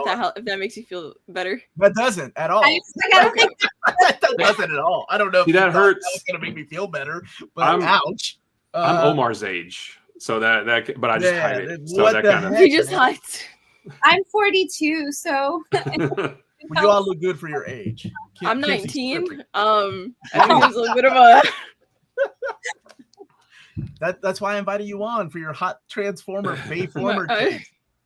Comics are mainstream now, and it irks me that I took so much crap in the 80s for collecting. It's so different now, man. Remember how much crap we used to get for like wearing an X-Men shirt? Now everybody knows who they are. Dude, imagine how anime fans feel. Imagine how that anime fans feel, because like I mean I get it, like I understand, but like for me personally, I made a video before talking about how like I love Nightwing, right? He's my favorite character, got me back into comics, inspired You me just to make got my one of channel. those strikes removed. Go on. But like Nightwing isn't necessarily a niche character, right? But to like general audiences, not that many people know him, right? Like he's very much, if you grew up with the animated series, if you read comics, like you'll know him. But I can't go up to some, like, it's like when I tell people my favorite superhero is Nightwing and they're like, who? And I'm like, Oh, someone okay. save me. I kind of want these characters to be mainstream. Like, I love it because when they get mainstream, that damn Mafex Batman Hush figures, the Nightwing one's going to go back in stock. The merchandise is going to come back. Like, I'm not going to get these trash, horrible. I just want my characters. Oh, no, I was going to say, I say that all the time too. I just want my characters to be mainstream so I get merch. Like, that's exactly. Like, I don't want the stupid the only Nightwing reason. symbol. That's it. Like, come on, guys. Like, we can't make better designs. Like, I just want them to be mainstream so that, like, I get more things. I get more continuity. Oh, I don't want anyone to know about my little niche character named Bartholomew the 13th. No, I want people to know Bartholomew, please. Like, it'll help my mental health, really. Like, I need No, to that's be true. popular. Growing up, I said Spider-Man's been my favorite character my whole life. And in the 80s and then early 90s, it was hard to find Spider-Man merch. And then the animated series came out. And then it was like, oh, now I can have everything that I want with Spider-Man's face on it. You go into every single store, there's Spider-Man stuff. And it's not even just Peter Parker Spider-Man. It's Miles Morales now. My favorite Spider-Man. Go for a reason. My favorite Marvel character is Spider-Ham, and it has been for a while. I have Marvel Tales #1. Great, like I just love Peter Porker. Yeah. Peter Porker. Yeah. I have Marvel Tales #1, and then now I see him everywhere. Now he was in the movie, and it's like, oh, he's it's always a renaissance watching for me. And You know, and like I never thought I would see him. It's Like, nice to see like Miguel merch. Yeah. And isn't that awesome? Like, I never that thought made me want I to would read see the that. 2099 comic because I saw him in the movie. Like, it piqued my interest. He like, what's up with his anger issues and this kid? Like, now I want to learn more. I And it need just- that on like, me. Like his butt had a freaking fan following all over the internet. It was insane. I need that. He has a very 2099 nice on butt, me. Omar. It's very close to Nightwings, but we can discuss that on another video. We can discuss that. I'm going to talk about what I've been reading really quick and then get some super chats. So I am very blessed that I get to do this for a living. It's both a blessing and a curse because much like Matt said, I don't get to read things for fun anymore. And much like Shannon said, she's got like 40 something. So I actually brought my books that I read, or I'm almost done this week. Then this doesn't even include the Batman Omnibus, the Mariko Tamaki one. So luckily for me, I've, being my age, I have read a lot of these already. I've been wanting to read this book for a long time. This is done by a Nigerian company called Unique. And now there's an animated series on Netflix, as shown here. And they just released a library edition on Dark Horse. And I'm very blessed that the company send me books. But still, it's like I got to prioritize to see what I need to read. This is the one I'm rereading for fun because I freaking love Stephanie Brown. Not my favorite Batgirl. Probably second favorite Batgirl next to Cassandra. And then this is a IDW book. It's so good. Exorcism. Along with this one here. What does that say? Ironheart. Oh, okay. Ironheart. Ironheart. I was like, is that Ironheart? No, not Ironheart. Not Ironheart. Yeah. But I do have some Marvel books. So yeah, these will be like upcoming videos because this is what I'm very blessed to do. Some of these, like I said, I've read before, but some of these, like Ultimate Wolverine, I've never read this, so I'm going Really? into it. It's so good. I really like that. I don't get single issues. So I just read them in really? So I just now read Absolute Batman, Absolute Wonder Woman, man. Absolute Superman. Absolute Real Wonder quick, Woman. out of the Trinity, Omar, which one is your favorite? Oh, Wonder From the Woman. Absolute. Yeah. Right? Absolute Wonder Woman. Yeah! Yes! We all Let's jumped for joy. Now, We all cheer. What's number two? I emailed Kelly as soon as I was done. I was like, I want you to know that I just finished reading this, and it almost makes me want to get single issues again. And she was like, Absolute Wonder Woman? okay. Yeah. And she Jesse, was like, isn't that like the best thing? Oh my god, it's so good. Like, it's really good. oh my god. Really? I've never geeked out over something as hard as I have with Absolute Wonder Woman in so long. Like I just like, oh my god, it's so like it. I feel like it's one of the best Wonder Woman comics I've ever read, and I've Issue read number 5. one almost made yes. me cry. Yeah. Yeah.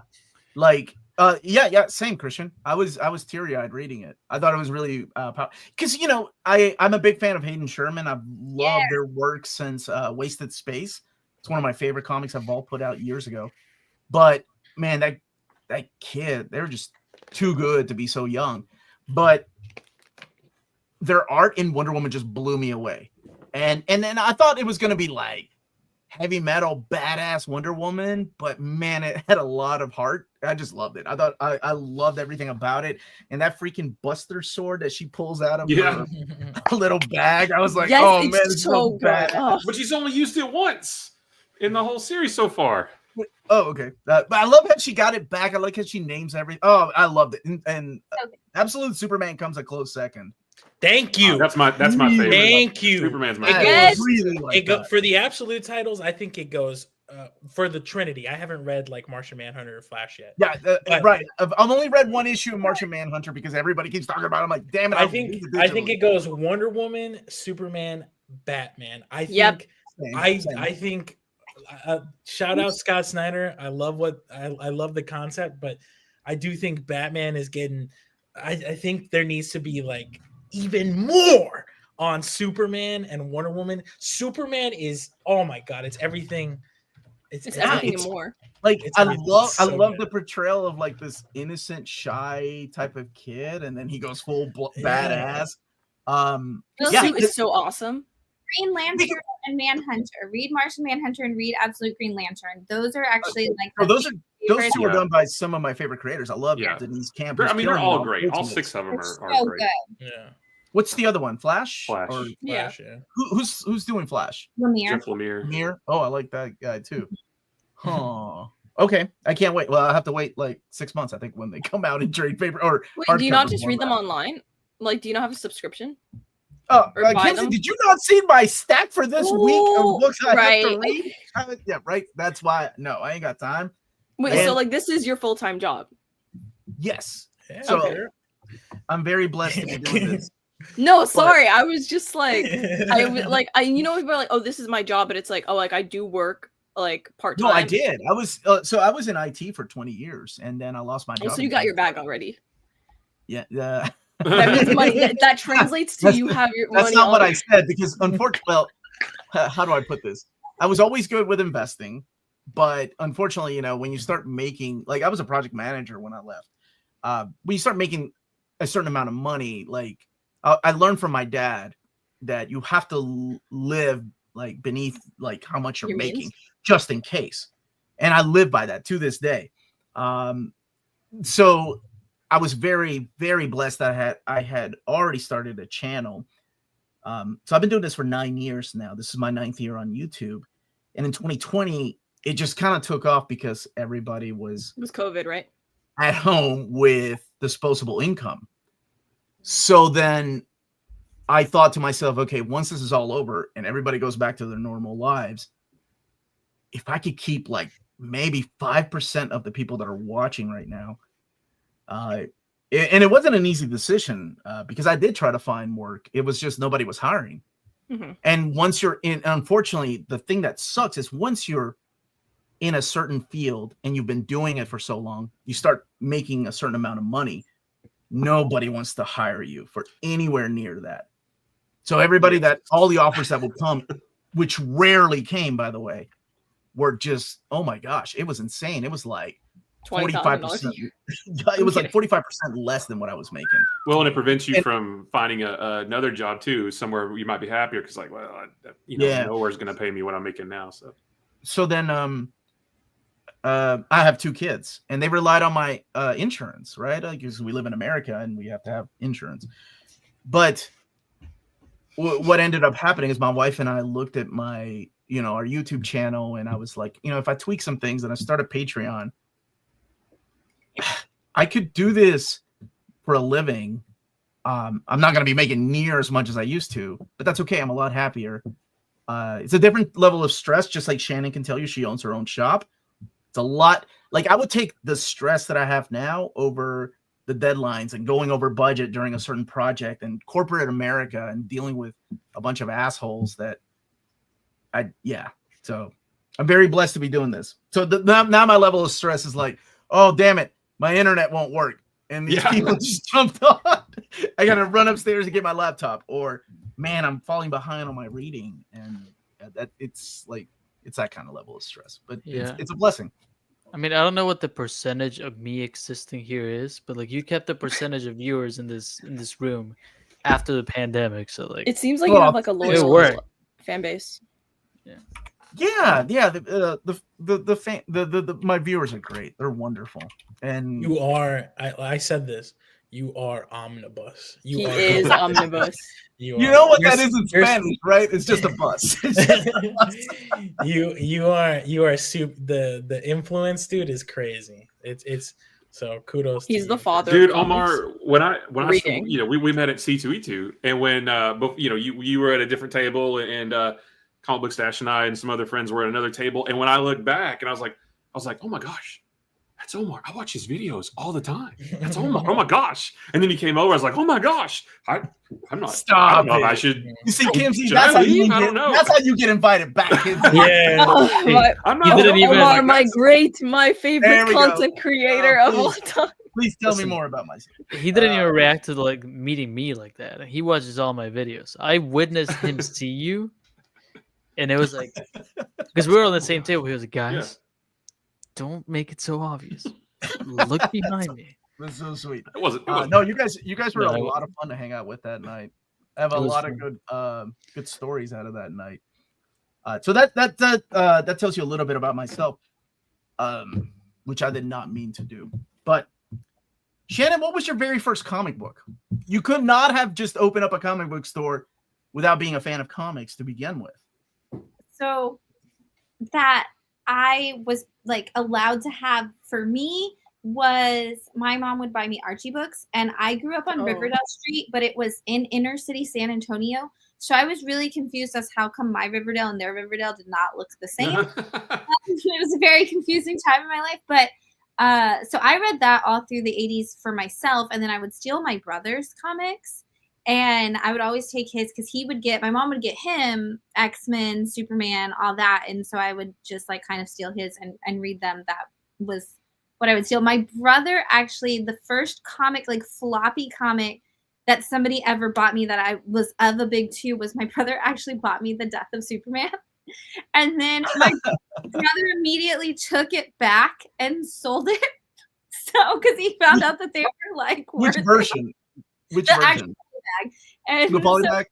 So excited that I had my own like Superman comic, and I was like, this is so great. Somebody finally gave me one that's not just Archie that I get to like own. And then literally 2 days later, he's like, dude, I'm gonna sell that at school because it's worth money right now. And he took it back. And so for a split second, I guess that was my first non-Archie floppy that somebody bought me, and then it was gone. Fleeting moment. How many copies of that do you own now? Oh my God. A long box worth. It's actually my favorite question is when people come in and ask me how much a copy of Death of Superman is worth. And I'm like, in polybag, out of polybag. And do you want to buy one? Like for every one that you buy, I'll throw in another couple 90s. Do you get people that are like, yo, I'm selling a bunch of comics. I got a lot of good books out there. And they come in with nothing but like 1993 to 1995 number ones, like Super Pro and things that you're like, it's heartbreaking to tell people they're not going to be rich. It's honestly 90s Superman that you, and like, is it Death of Superman? That you get a lot of?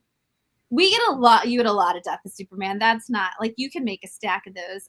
There's actually, like you get a lot of Youngblood, you get a lot of Wildcats, you get a lot of all those early Image, all those like 90s Supermans. I get more of them. And we tell people all the time, they're like, do you buy comics? And we're like, yes, only comics that are from like that are older comics. And then they're like, yeah, these are old. They're from the 90s. And then we have that old Mar moment that like, you just sigh. You're like, I'm like what no, Matt just did. Like the 50s, 60s, 70s, even the 80s, like if it's from the 90s on forward, like we've got that. But yeah, probably, I mean, we just had a person bring in like 3 long boxes, and it was just all 90s Superman, and we were like, we aren't gonna buy that, and like for a good amount, like you're not gonna get what you want for it, because they're always like those are worth like $3 to $5 each, right? And you're like, no. I mean, I feel like given maybe 100 years, and they'll be worth more. Well, according to you, it's all going to be gone anyway. Well, that's exactly why they'll be worth more, right? Like if you wait 100 years. Yeah, they have to, right. It's the most. If you wait 100 years, they're gonna be gone. It's gonna be like The Last of Us, where you have to collect the comics. Wasn't that the video game where? Oh yeah, you collect different comics. That's right. Yeah. Fallout bottle caps, but instead you're collecting 90s Superman comics. Comics, and then they're all the same issue. Listen, I don't know what you guys are talking about. My son starts college next year, and I'm paying for it with Superman 75. That's how. That's hilarious. Black poly bag. I've been hanging on to it for 30 years. Okay. Real question. Documentary though, where the lady really did say that. There's a documentary that was made about like the history of like the death of Superman and the history of comics, and they interviewed this woman outside of a store in the time, like on the day that Death of Superman came out. Yeah. And she's like, I am buying, they're letting us buy up to like 5 copies. I'm going to buy all 5, and I'm going to sell this, and I'm going to send my daughter to college. And then when they inevitably bring him back, I'm going to buy that, and I'm going to pay her way through med school. And I really wish that somebody would find that lady and do a follow. I know what you're talking about. Yeah. I've seen so many clips of just people doing like the Image like documentaries and stuff where like people were lined up and stuff back in 92 and stuff. There's so many clips of like people just saying ridiculous stuff like that, of them being like, y'all didn't know what the 90s was like, man. We was crazy. You guys were wilding out, man. We were gonna get rich off of Superman 75 and like 85 copies of Brigade number 1. Yep. Whatever the hell Rob Liefeld was telling me to buy back then. Oh my god. Before we go to the next person, I'm going to get this super chat right here. This is for you, Shannon. I appreciate the insurance advice on the Amazing Fantasy 15, but I intend to wear around my neck like a rapper, so I'm not sure. Dude, you're going to get that thing stolen if you go to conventions like that. Downey's versus Aliens was sold at a loss to get it made into a movie. They used big sales as proof people were into the idea, but it was just cheap. You know, I never did get around to reading that. Shannon, real talk. Customer comes in and says, I don't want to get into comics because I spend every waking moment making dance videos on TikTok. What do you recommend? Ooh, what do you recommend to somebody who makes dance videos on TikTok? I mean, if it's music that you're in, if it's because you like the music, there's a lot of really great music comics. Actually, Chad threw down a good one with What's the Furthest Place on Here in the chat earlier. But that's all about music and choosing them as your gods. But it was an awesome Matthew Rosenberg, Tyler Boss, actually going back to that. But if you're like, I just like to do stuff on social media in general, I would honestly recommend Snot Girl from Brian Lee O'Malley, who's the creator of Scott Pilgrim. And Snot Girl is all about a girl who is an influencer on the internet, and her life is a total mess on the outside. There's a murder mystery in there. You get to see all her stuff she puts up on the internet. You get to see all her drama on the backside. Snot Girl, recommend. Oh, what's that? The new one that just came out. I think it was from Mad Cave. I don't remember the name, but it's the murder mystery. But like, there's QR codes in the book. Yeah. Look Into My Eyes. Yeah, that one. That was pretty cool. I was into that. That's really cool because you can actually interactively like click fake social media that they made and see all the posts, which is really cool. Yeah, I like that. Always a great hang, Minties. Thanks. Welcome to new channels. Thanks for contributing. And as our fearless leader always says much. Oh, thank you, David. That is so sweet. All right, Christian. What about you, man? What was your first comic book? So before I was ever interested in comics, I was interested in The Walking Dead. So this back when back when season 2 comes out is what I started watching. And my mom bought me a copy of, and don't get too excited because it comes with a caveat. She got me a copy of issue number 1, Walking Dead number 1. Okay. In Spanish though. So, but you could read it. I read it, but like when I say like, I own like a first edition Walking Dead number 1, people get excited.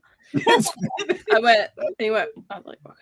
Yeah. So that I was mean, your yeah, first that makes book. sense. You live Yeah, in you I, lived in I had Ecuador. I had like the first 12 issues, and then when I actually decided to get into comics, it was issues 1 through 4 of Spider-Ham by Seb Wells. Nice. Spider. That makes sense. How old were you when you got that Walking Dead, by the way? Oof. I gotta look up when Walking Dead In season Spanish 2 came out. Well, yeah, no, when Walking Dead season 2 came out. I didn't like the comics. I'm sorry. I couldn't. That was like That's I okay. feel like that was 2010. No, Yeah, 2011. So I was 2011, 13. 13 years old? Okay. Yeah. That's a good time to read something like that. It was Holler, Cynthiana, Kentucky.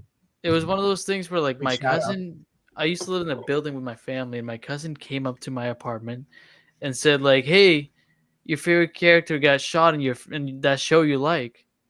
And I was like, "What show do I like? I don't watch shows." And he was talking about The Walking Dead, the episode where, like, and I'm spoiling season 2 of The Walking Dead. Anyone care? No, that was a bad season. They think Daryl, Andrea shoots Daryl, and like it doesn't hit him, like it grazes the side of his head. Daryl And, was your favorite character? Apparently, in the show I didn't watch. so wasn't he not even in the comics though? So when he said that, I was like, well, now I need to know what this show I love is that I've never watched. that I've never watched before. And I went back, started it for the first time, and I was like, okay, that is my favorite character now. Like, he was right. And that's when the obsession began. I have like a couple Funkos for The Walking Dead up there. It's just such a fun show and comic too. I know Kimsey doesn't like it, but like, No, I'm with Kimsey. I'm with you, Kimsey. I never got into it. I liked Invincible. I thought I it was. started It was reading. really, really fast paced. Like, am I the only one who felt like that when I was reading it? No, I yeah. was like, So it's funny you what's said going that. on? People say that about. Yeah, I can't- let's bust on Christian's favorite. It's comic. okay, go for it. I think it was I hate Matt all of who- your favorite comics. It's Oh, cool. wow. Understandable. I think it was Matt who put me onto. I was watching one of his lives one time, but like it was Robert Kirkman when he first started writing at Image. He was so scared that he was like gonna get fired that like he just pumped all his comics out ahead of time. Well, yeah, which is he why- lied to them. So He like, yeah, it was that supposed to be like an too. alien story, and then Right. he So that's lied. why. That's why a lot of his like early comics feel the pacing is so. yeah, Because, I don't like once that. they get to like this is gonna sound wild. Once they get to like issue like 70, It gets good. it slows down. No, it's not that it slows down, Mhm. and then you can like really take it all in. Even his Invincible, like in the Yeah. beginning, It it's is, like, yes, it's very fast. it's really fast, but it's because like He also lied. No, yeah. it's like it then I wouldn't guess. be like it's not even in my top 10 books that I like. Walking you Dead? know?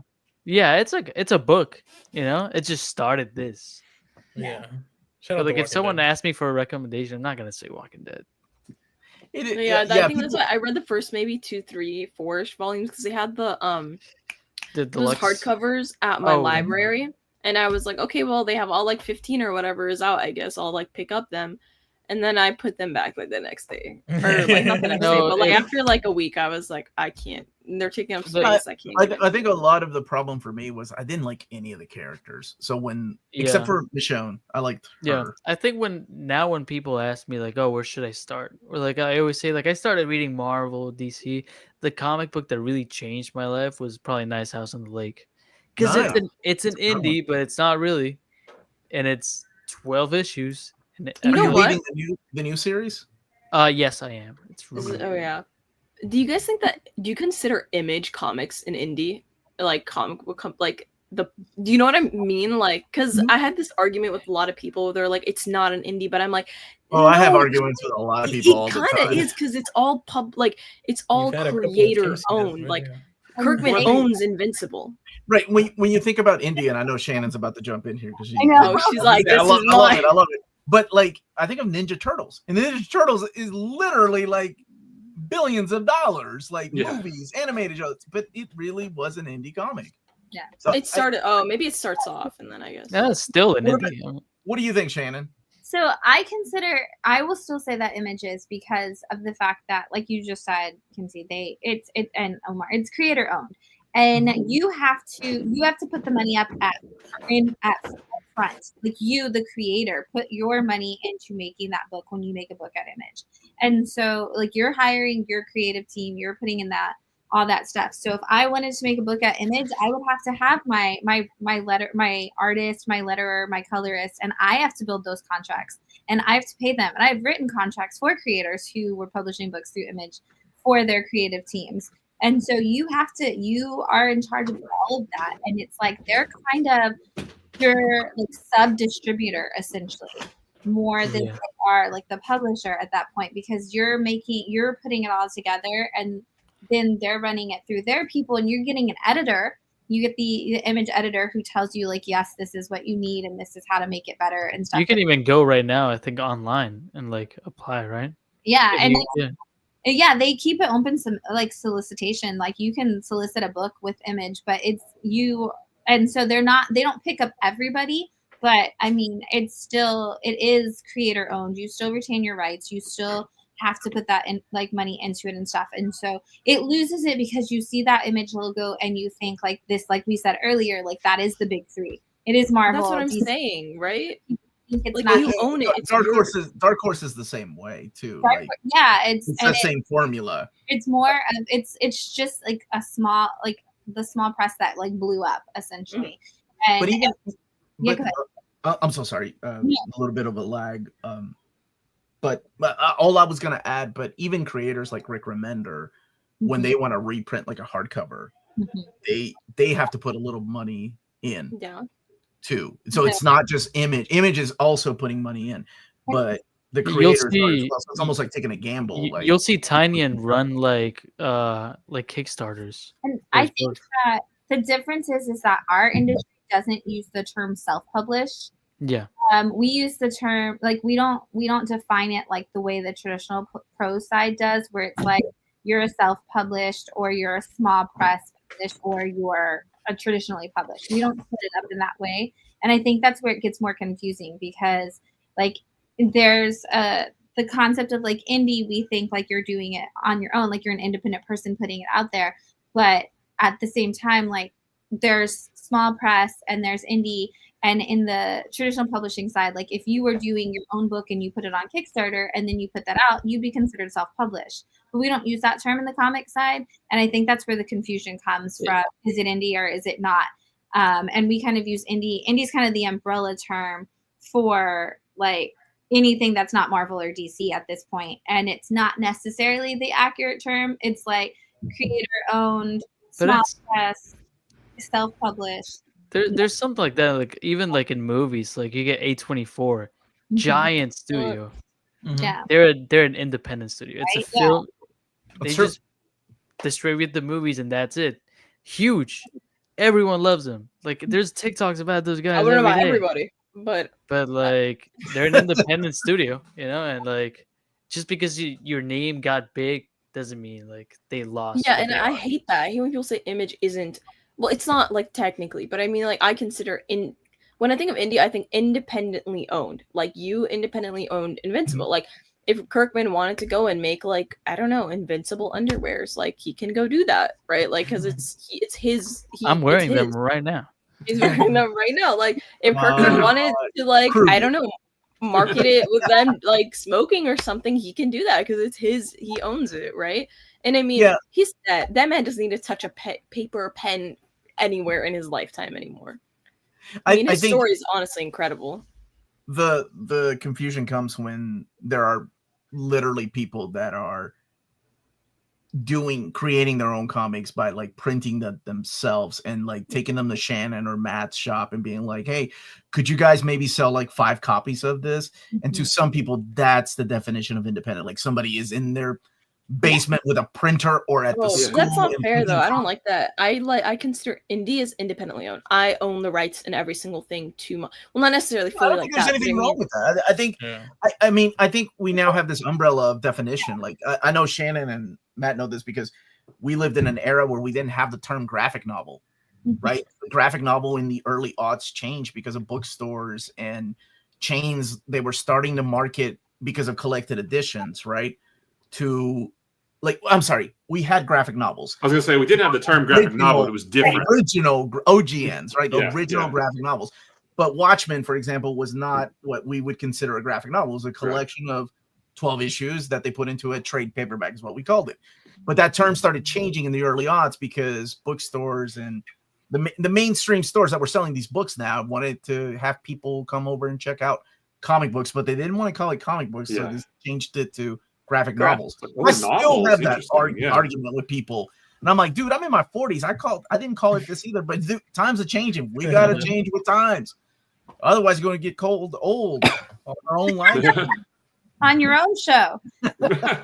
There's actually I'll quick plug the homie Yoo-Hoo Comic Review. He recently did a video not recently, he did this like a month ago, but he did a video kind of talking about like indie comics and stuff. And he interviewed Christian, Matt, you guys might know T.S. Luther on TikTok. Do you guys know him? He's like an indie writer, right? Like that's his full-time job, but like he works at home and he's like a freelance kind of guy. And he interviewed him and he kind of got like that perspective. So I think it's like, there's definitely like ways to be like, like Invincible is like this like $1 million thing now, and there's still people and like doing stuff like, but it didn't start off like that. Right. Well, right, but like it also didn't start off like some guy in his, But Ninja Turtles. Yeah, right. Yeah, Ninja Turtles and Battle Pope did. It was him and Tony Moore here in Kentucky making Battle Pope, and then eventually they did Walking Dead at Image because they really followed that idea of like, hey, we're creator owned now. We can. He was writing Walking Dead and Invincible at the same time, right? I think Walking Dead was pitched first. There was a time when he was writing both series. Yes. Yeah, I think I'm not the biggest fan of Invincible. Like I enjoy it. It's just kind of like, I don't know. My issue is just I hate. Not too much on the hot takes this episode. No, I hate Mark. I hate Mark Grayson. Like he annoys the absolute poop out of me. Like I know people are like, oh, he's a realistic example. I'm sorry. If I was Mark, I wouldn't be acting like him. I would be better than him. I'm sorry. What if your dad out of you? My dad wouldn't. I'm kidding. No. But like I get first season, I get it. But I'm over it by the third season. Like, come on, man. You're in college. Like, you need to be a little more mature. Like, I get your life sucks. I get it. And I get you're supposed to be a realistic example of it.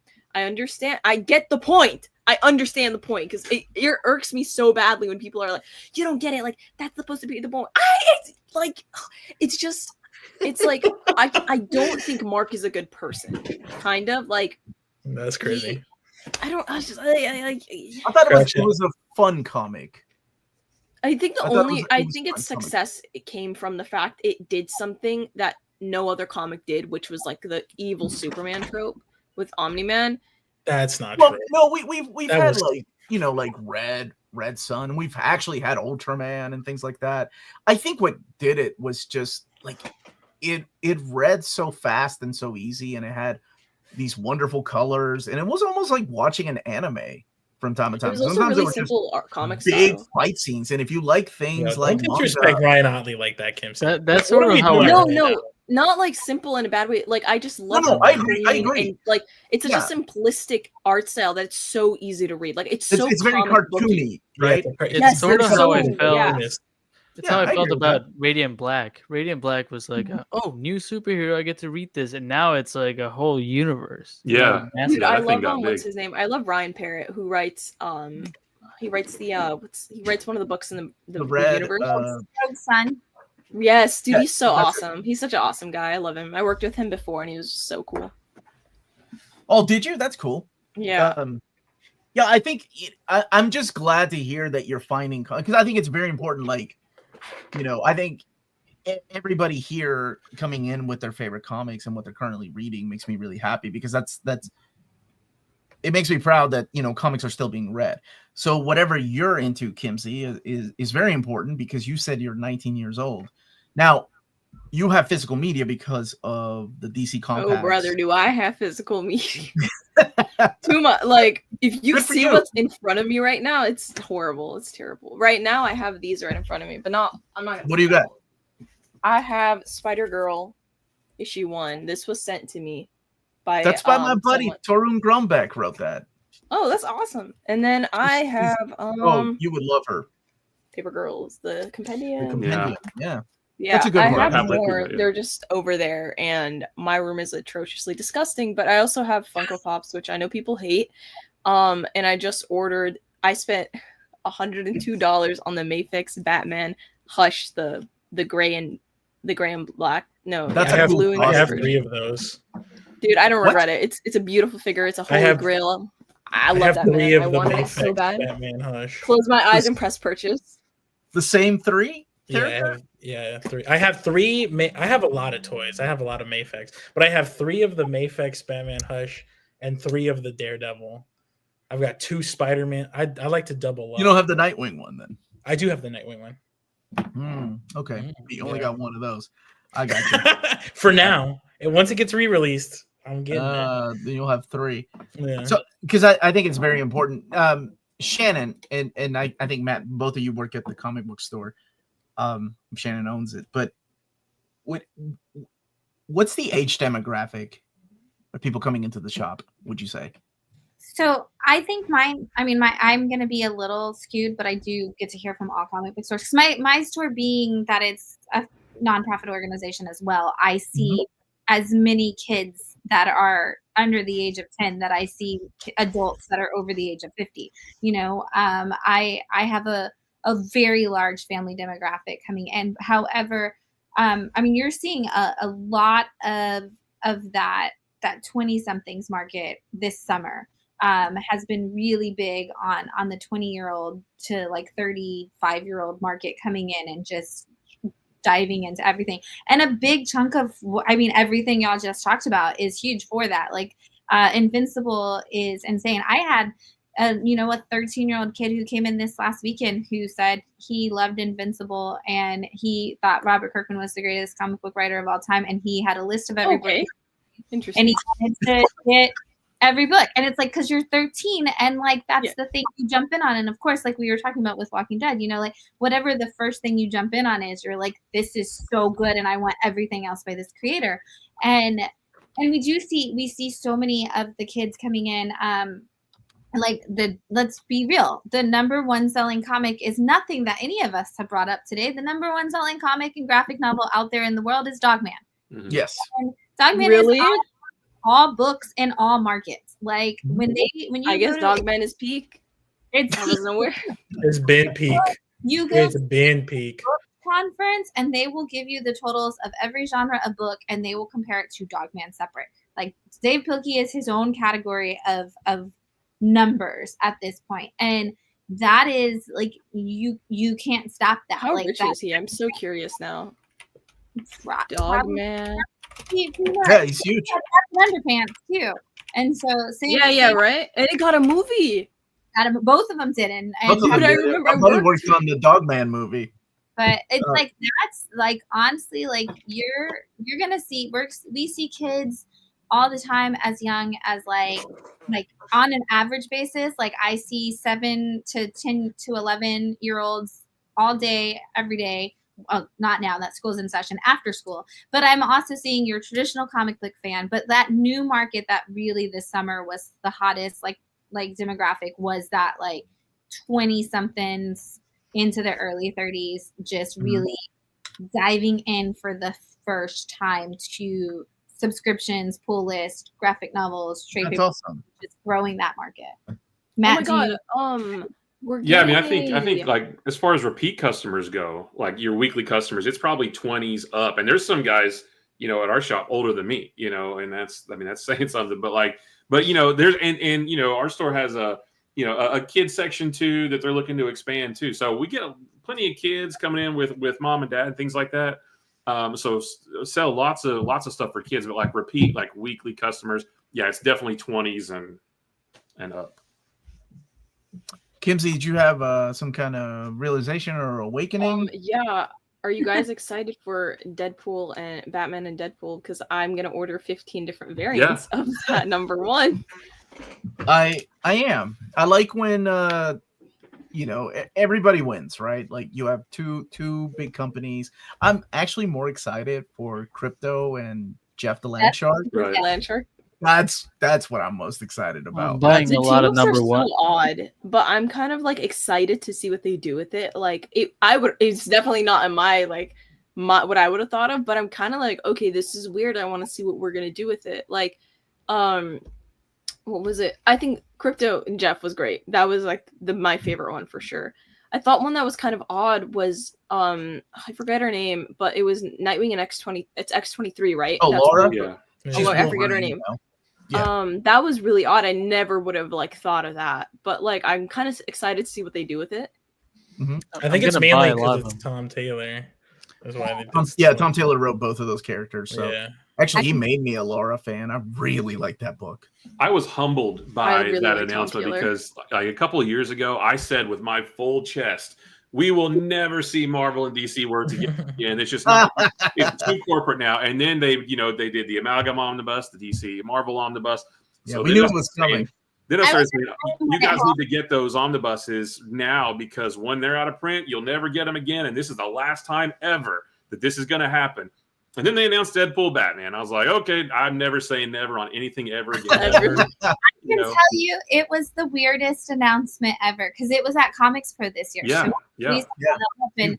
It was, they weren't on the schedule, and so it was crazy because it was like it was at the end of one of their time, and then they were just like, oh, we have something, and you've got them both on the stage, and they planned the script together, and it was so they're like reading it completely like so, and everybody's like, what is happening, like where is this?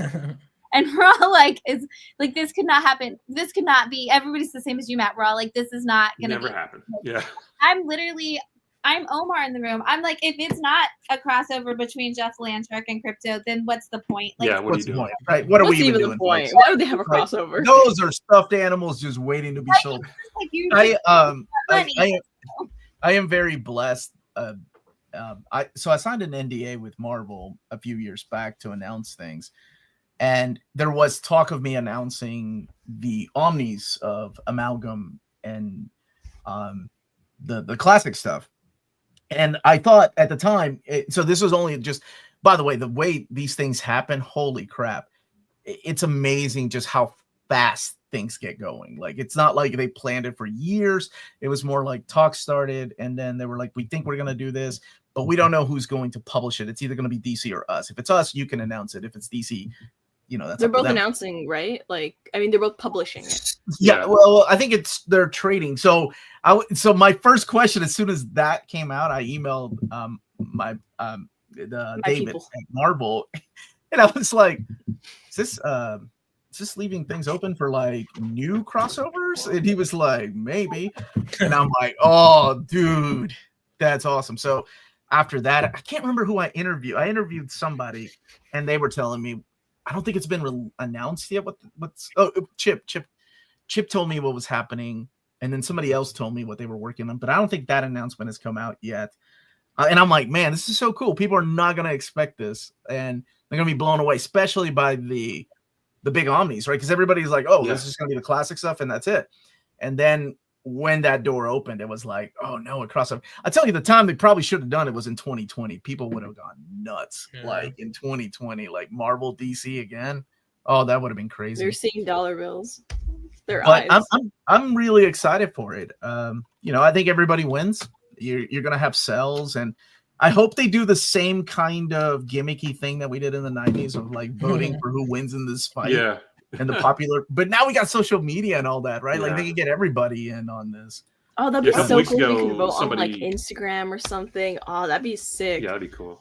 Yeah, But back no. in our day, we had to vote on a card and like take it to our comic book store. A But couple like, weeks ago, somebody asked me if I thought we could ever get another like amalgam, and I said if you had asked me this question 6 months ago, I would say absolutely not ever. I said, but now who knows? I don't know. Maybe there's no telling. They're doing facsimiles of like Spider-Boy. Yeah, And with new covers. That's gonna be awesome. That's what is even happening? Yeah. Like it's so crazy. The money is happening. The money is coming in, and that's more than enough for them. You even have Xbox and PlayStation doing stuff together and trading games and stuff. It's all about the money now. It's Dogs and cats living together. Thank you. I was about to do the Naked Gun quote. I love that movie, man. Not the new Naked Gun, the original. Ghostbusters. The original. Oh, Ghostbusters. Yes. Yeah. Why did I say Naked Gun? I mean, speaking old movies and crossovers, like, is anybody reading the Toxic Avenger and the Toxic Avenger crossover that's out right now? This has been such a random. Who's publishing that one? Ahoy. And so they've got the Toxic Avenger, the Toxic Crusaders are about to come out, and then this summer they've been doing Toxic Crossover, which is Toxic Avenger versus, like, with all the different Ahoy characters. So like they had Jesus from Second Coming and Toxic Avenger crossover, and like Toxic Avenger crossing over with Jesus Christ is kind of a crazy idea and only could work for the Toxic. But like seriously, it's so good. If you like the Toxic Crusaders cartoon, that was really very ninja-esque. Like the Toxic, it was a lot different than the Toxic Avenger movie. The comic definitely falls in line with the cartoon way more than a lot more kid friendly than the movies were. Oh yeah, nothing in that movie is kid friendly at all. I still love those movies though. I do have a question though for a comic recommendation. I was talking to my friend and I was, disrespecting Power Rangers. And he was like, I'm going to need you to leave the room. I wasn't aware. And I made a video on this. I'm going to post it, like, of the loyalty that Power Rangers had. Like, I had an idea. I was just like, oh, I didn't know it was, like, this big. Do you guys know any good, like, Power Ranger recommendations to start? I know nothing. Zero. Nada. All I remember was something samurai when I was a kid. And I was a Pink Ranger for Halloween once. That's about it. That's adorable. And the movie in 2018, 17? That was great. I remember I loved that movie. There's the new Power Rangers Prime comic, which is kind of like a starting point. You don't really need to know anything about anything. That's kind of like ground up. I read the first Power 5 Rangers. of those, I think. I have one, and I got it signed by Melissa Flores. I think her name is. The writer. She's really nice. Yeah. And she gave it to me, and I was like, oh, okay, thank you, Queen. Yeah. I was too old for Power Rangers. They came out when I was in high school. Yeah. But I love the comic books. Like I'm a big giant robot guy. I love giant robots. But the comic books are written the way that Kyle Starks and Ryan Parrott write the comic books are like the way they remember the show. Mm-hmm. Not the way the show was cheesy and, a little campy, but the way they remember watching the show when they were kids. So it has like a little bit more mature themes. And I like that. I thought that was really cool. It's a really cool take. And they're released in trade paperbacks the year 1, year 2, and it all leads up to this big event like Necessary Evil and Shattered Grid.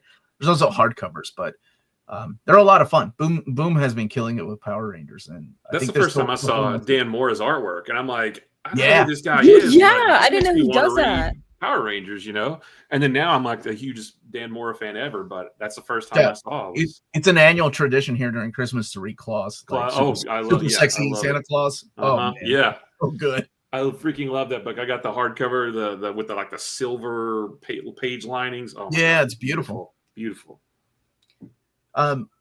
Kyle, yes, Higgins. Did I say Stark? Kyle Stark. I meant Higgins. Stark? Yeah. No, Kyle. I do love Kyle Starks though. He writes some funny stuff. Peacemaker. Shannon, do you have any, or Christian, or like David? Do you all have any suggestions for Power Rangers? I have only ever digested the shows when I was a kid. I've thought about getting into the comics, but that's too much. I can't do it. They did have. Didn't they have? I don't. Budget's always there for Omnis and collected editions. But didn't they have they had those hardcovers that had like it was the beautiful that like the OG. Is that what you were talking about? Yeah, the year 1 and year 2. Is that still in print? No, they're out of print, and they're $75 each. The trade paperback of Power Rangers and Ninja Turtles. That's a lot of fun. Yeah, they're always crossing over. I see that all the The new time one on just came social out. media. Yeah, there's a new crossover. Yeah. Yeah, turtles are crossing over with Oh my gosh. Yeah, everybody. shout out But turtles, man. Dude, everybody Power loves Rangers. the turtles.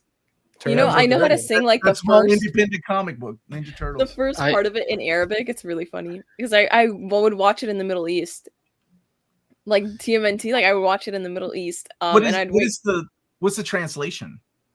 Is Um, it Teenage Mutant Ninja Turtles or is it Hero Turtles? so it's translated into it. Yeah, it's like the saying in Arabic is "Innahum salahfu ninja." You have to say ninja, but like with the accent.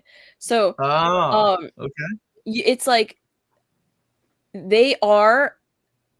It's no teenage. I don't really think it can directly translate to teenage. It's like, direct translation is they are, like ninjas. I mean, they are ninja turtles with swords. Like that's kind of how it's translated into. Yeah. But no, it's so fire. They don't all have Arabic. Like swords at either. one point I can sing the whole song.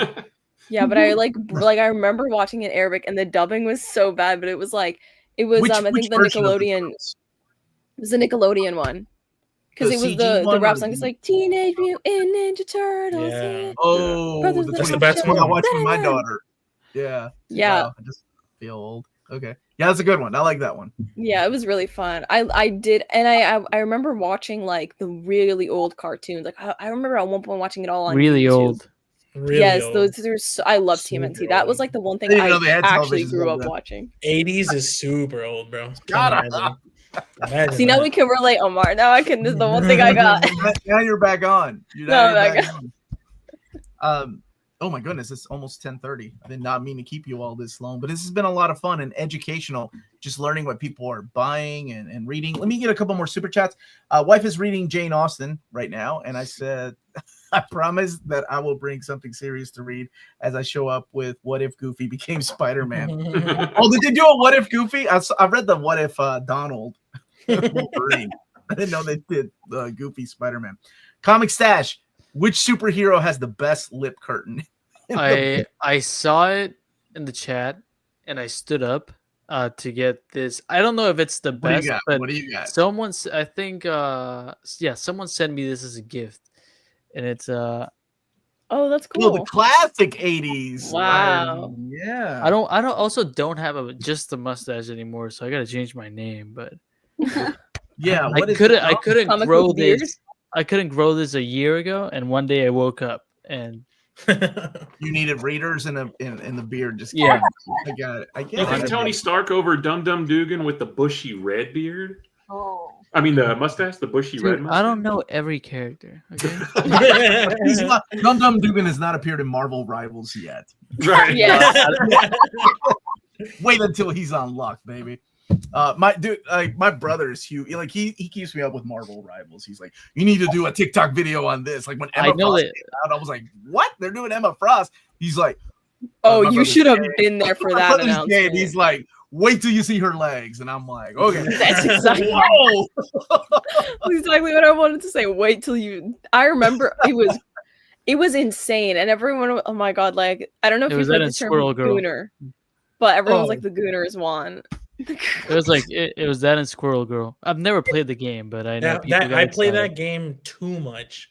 It's like a drug. This And Squirrel Girl He's thing. looking at the thunder thighs all day.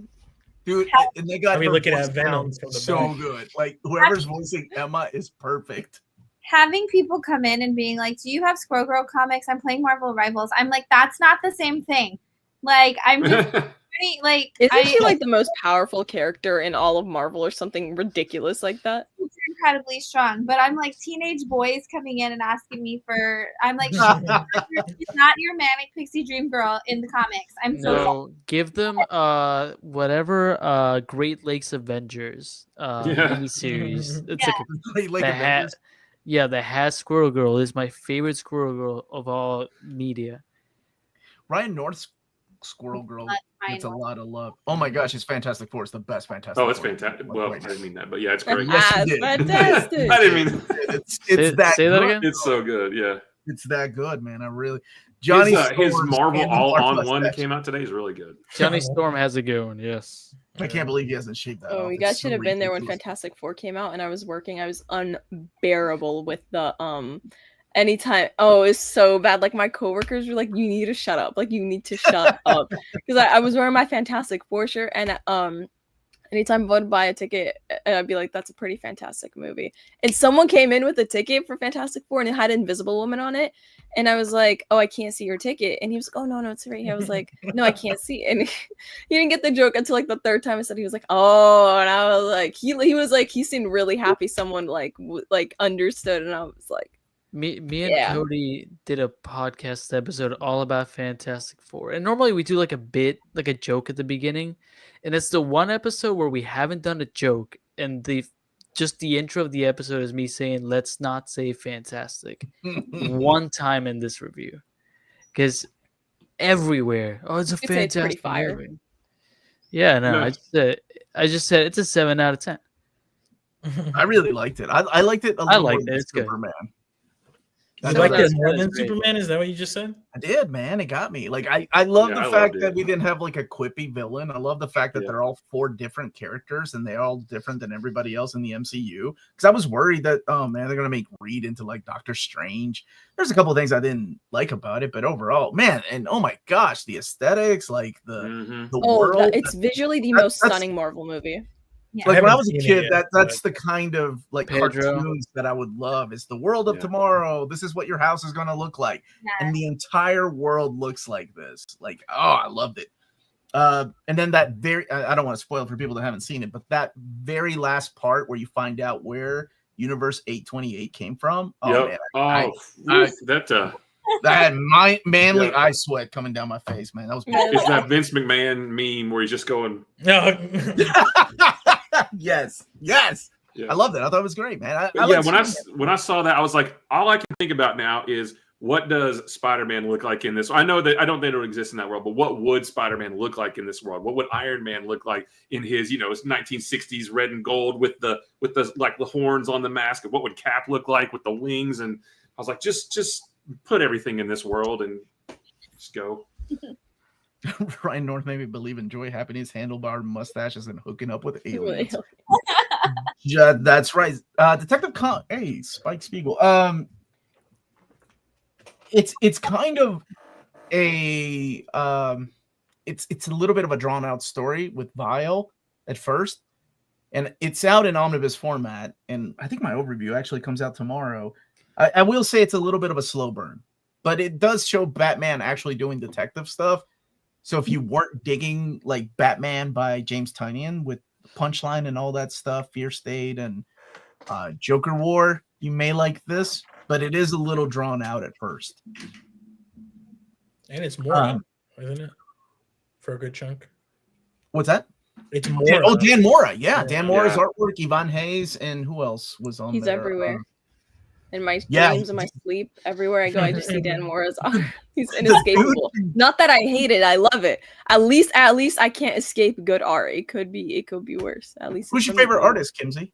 Since you've been reading comics for a few years, 5 years. now. I really like Jorge Jimenez, and I just Yep. let me show you what I just got. I just got this cover. I think it's by him. Hold on. Okay. While she gets that, Shannon, favorite artist. Oh my God, I don't have a single answer to that. I'm like, Wrong. there's so many. I'm like, I mean, if we're talking modern, I'll just stay in modern. I'm not going to go with the history. Okay. Don't go to the history. But I definitely think Oh yeah, that's good. freaking love. I think Hayden. it's him. Yeah. Hayden Sherman. Yeah, good choice. All right, let me see this, Kimsey. Oh, sorry. Jorge It's this- Jimenez. It's 161. I bought it just for this cover. Yeah. Hold on, let me see if that's you can great. focus. Yeah, there we go. That's Okay, better. that's it. Yeah, Yeah. it's him on the bottom, and it's I bought a lot of the variant. I have the one of James Gunn and Superman back to back with the yellow background. It's in my Mhm. short. I got my first short box and filled it up already. Congratulations. You filled it up already. I Congratulations. filled it up already, Wait. so I'm like, damn, I guess I gotta go get another one now. Like, I don't know what That's to how it do. works. IKEA That's That's how it show. starts. They're supposed before you know, you got a whole shelf. All right, Hayden Sherman is a good answer. I That's really my like yeah her art. modern. If I have to, No, go, I'm with you. way back, I'm gonna have way more answers. But I right now, like since Wasted Space, the paneling choices that Hayden makes and the way he uses panels as art, it's just amazing. And then I would say Chris Sheehan is also another one of those who gets that modern style that really beautifully done. I'm sorry, who was it? Chris Sheehan, who did the Autumnal, which is probably my Yes. modern comic. The Autumnal. Yes. I've been working on a single TikTok for the Autumnal for like 6 months, and I just can't get it right. It's so hard. It's the slow moving. I need the TikTok to look like the book. Oh, good luck. It's a lot. Yeah.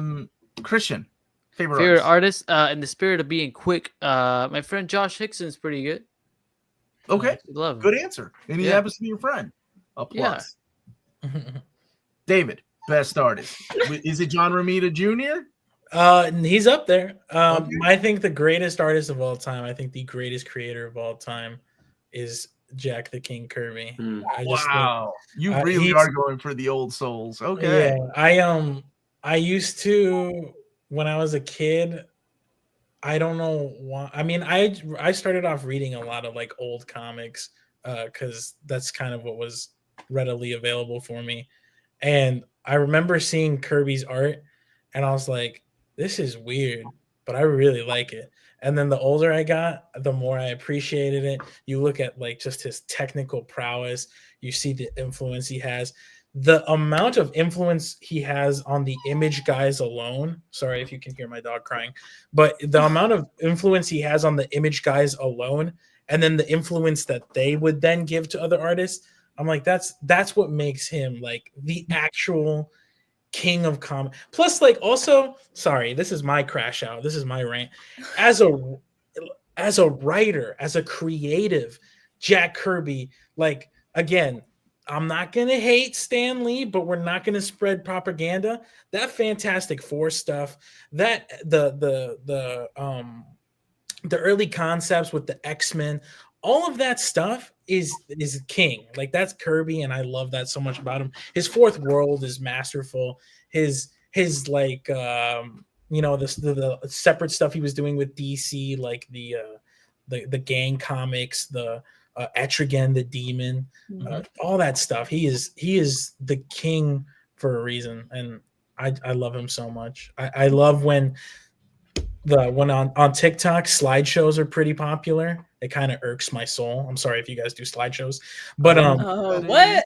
That's so weird. That's a crazy thing to say. Well, the good thing about you kids is you mix it in there. But yeah, when I see a slideshow, I get a little like, no, but that's just me. But people will do slideshows and they'll be like, my top 5 greatest artists of all time, and I'll flip through, and sometimes it's new gen, so I'm like, okay, you're clearly a newer fan. But anytime like someone that is younger, like like 2019, like if like I see a Kimsey, right, and they have Jack Kirby on there, I instantly go to the comment section and I'm like, ball, this is true ball knowledge. Like, I just freaking go off. This is true ball. We need more young people to be on Jack Kirby, because those are the people that are saying stupid stuff like Frank Quitely's faces, John Romita's faces. Eat an egg raw, please, because again, you need to understand just in general comic book art and how great these guys are. And that's Jack Kirby, that's John Romita, that's Frank Quitely, that's all these amazing artists that you like. It irks my soul. Well, you had me that you went with Frank Quitely, who it took me a while to get into, by the way. Frank Quitely. Sorry, go ahead, Shannon. Well, I was gonna say, just I almost named our store Adelan Comics, so I really appreciate the Jack Kirby rant, but and Raven rant. Inhumans. I'm like, everybody forgets the Inhumans, and I'm like, that is one of Jack's awesome teams forgotten. And I know it's because everybody thinks the show was trash. And that's a whole nother show that I'm happy to come on and debate why that show is not trash. But I'm like, yes, go, keep going with Kirby. I'm like, once again, just sitting here like, yes, let's go. Let it soak in and also not spread propaganda. That was beautiful. But yeah, as a person who wanted to name my store Adelan Comics, I 100% agree with you on the inspiration of all things. Wow, you wanted to name that? That's a deep. I didn't want to have to correct everybody who came in and said Attilan. And so we just Oh, do people say that? No, it's Adeline, right? we do. We have so many people who are like, I can't. Where are the Inhumans from? I can't pronounce it, and they always. And so we were like, we're really glad we didn't go with Adelan for our comic store name, but I really did want to name it that so very much because it's my favorite Marvel team. And The Inhumans? yes. Hey, Silver Age and Humans are balling. Omar's so like shocked. He's like, I thought I was old. Go on. Yeah. Silver Age and Humans. Look, I do agree. I think Jack Kirby did a lot. I don't know if I would put him as one of my favorite artists, but he was amazing. He's the GOAT. It's interesting that you went with, you went with the progression of Jack Kirby, then you went with John Romita, and then you went to like Frank Quietly, and I was I'm just like that elevated quickly. That How do we elevated. get quietly from here? if you had my FYP Omar on TikTok, and I don't know if you, because I know you said Tina, and I've talked to Tina on the DMs What's too. But like, can somebody translate what an FYP is? For You page. So like, I don't know if you scroll your TikTok, but my For You page. Kim seems lucky I ran across her videos because I was trying to find a way to reply back. oh my So god, go on. I'm dead. I'm dead. That's so funny. My For You page is a lot because I'm 26, so like I guess I'm still young, right? Yeah. So like I have people from anywhere from like 17 years old to like 30 years old, right? And like if you saw what I saw on my For You page that had like slander on some of my favorite artists, and for the most ridiculous reasons, and it's not even artist subjective, right? Even though absolutely. Artists, you can like what you like. Kind of. I can't. Yeah, I'm not just kidding. You can like what you like. That's totally fine. All art forms are like that. But you can't say something is not good. You should say, I don't like this. This doesn't appeal to me. You should never say someone. Oh, have you not met the internet, David? Well, no, I know. But like, you should never say someone who has made a living off of their creativity and does have fan bases and is appreciated by peers. You cannot say that they are not a good artist, but that's what people say on TikTok about John Romita and Frank Quietly because they don't like their faces, because Frank Quietly draws women like they have wigs. Eat an egg raw and then squirt it. They're saying it on TikTok, Omar.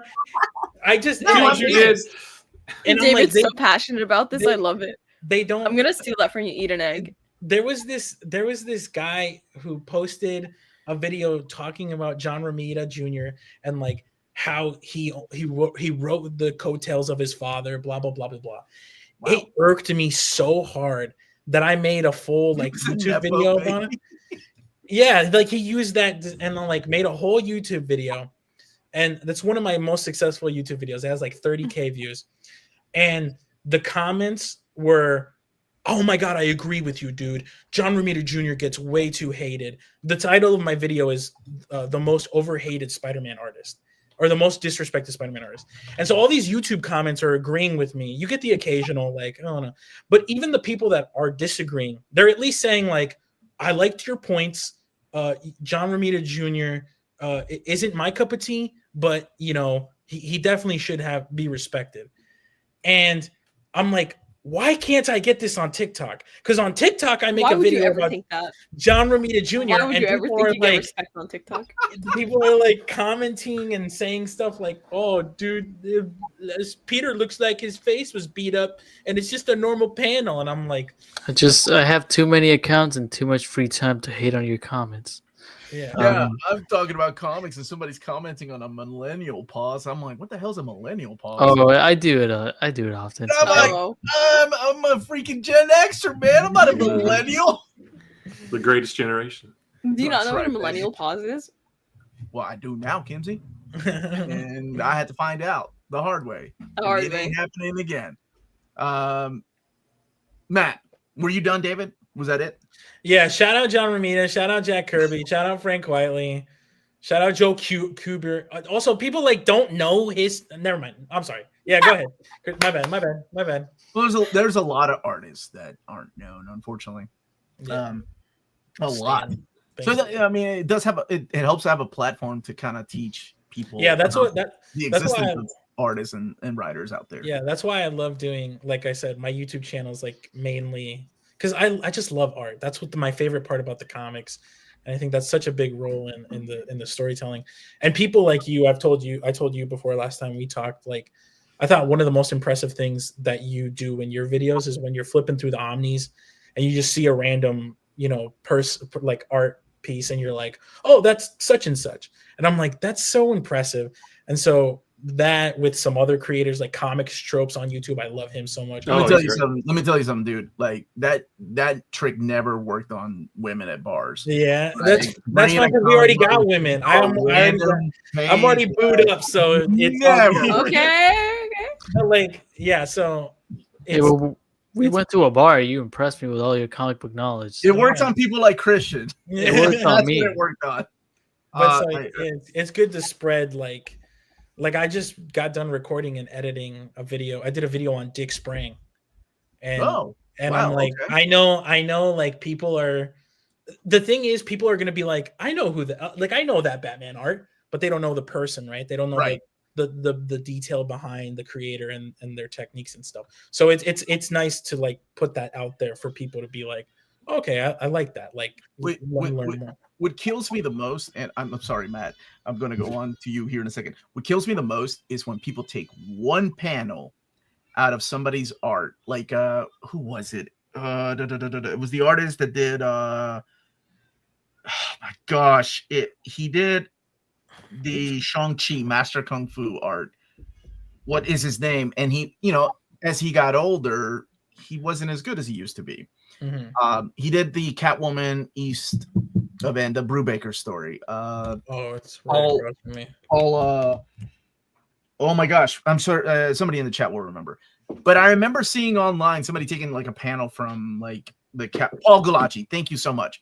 Somebody taking a panel of his Catwoman story and like, I can't believe this guy got hired. And I'm like, yo, man, that guy was like a master at art. Like he was doing freaking amazing like martial art, like sequential art when you weren't even born, man. And people just like, they did the same thing with Herb Trimpe with dude, Herb Trimpe is one of the greatest action artists of all time. And but unfortunately because of the 90s he had to change his art style. And he had to like have that life-filled type of art style. It's kind of crazy, man. Like people take like one panel out of somebody's career and they're like, I can't believe this guy can't draw. And how he did that with Esad Ribic when he did. There was one panel of one book with Captain Marvel in it, Carol Danvers, and it doesn't look great. Like it's not a great. I remember that. Fraser Irving, one panel, thing, right? Yeah. You remember the Fraser Irving like goofy face that he did on purpose? Yeah. For Peter Parker, I can't remember what. I think it was Doctor Strange. It was in Doctor Strange. They take that panel and they're like, man, this guy is an awful artist. It's crazy. That's one of my pet peeves. Like. Yeah, like learn you something, man. Matt, favorite artist? I don't have a favorite. I can't pick one, I should say. But modern day, well, I tend to think in decades like 60s Jack Kirby, 70s Neil Adams, 80s John Byrne, 90s Jim Lee. I think modern day right now working in comics, it's got to be Dan Mora. I mean, I feel like he is the modern day John Byrne and or Jose Luis Garcia Lopez. Like I feel like every character that he draws is that's the model. Like he's on model. Like that's how everybody should, not like the style, but like the look of the character design. That's how everybody should draw. So he just draws everybody so well. Dan Mora is just like, and modern day Dan Mora is just perfect for me.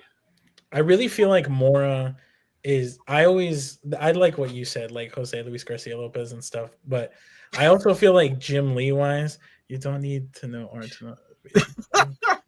That's crazy.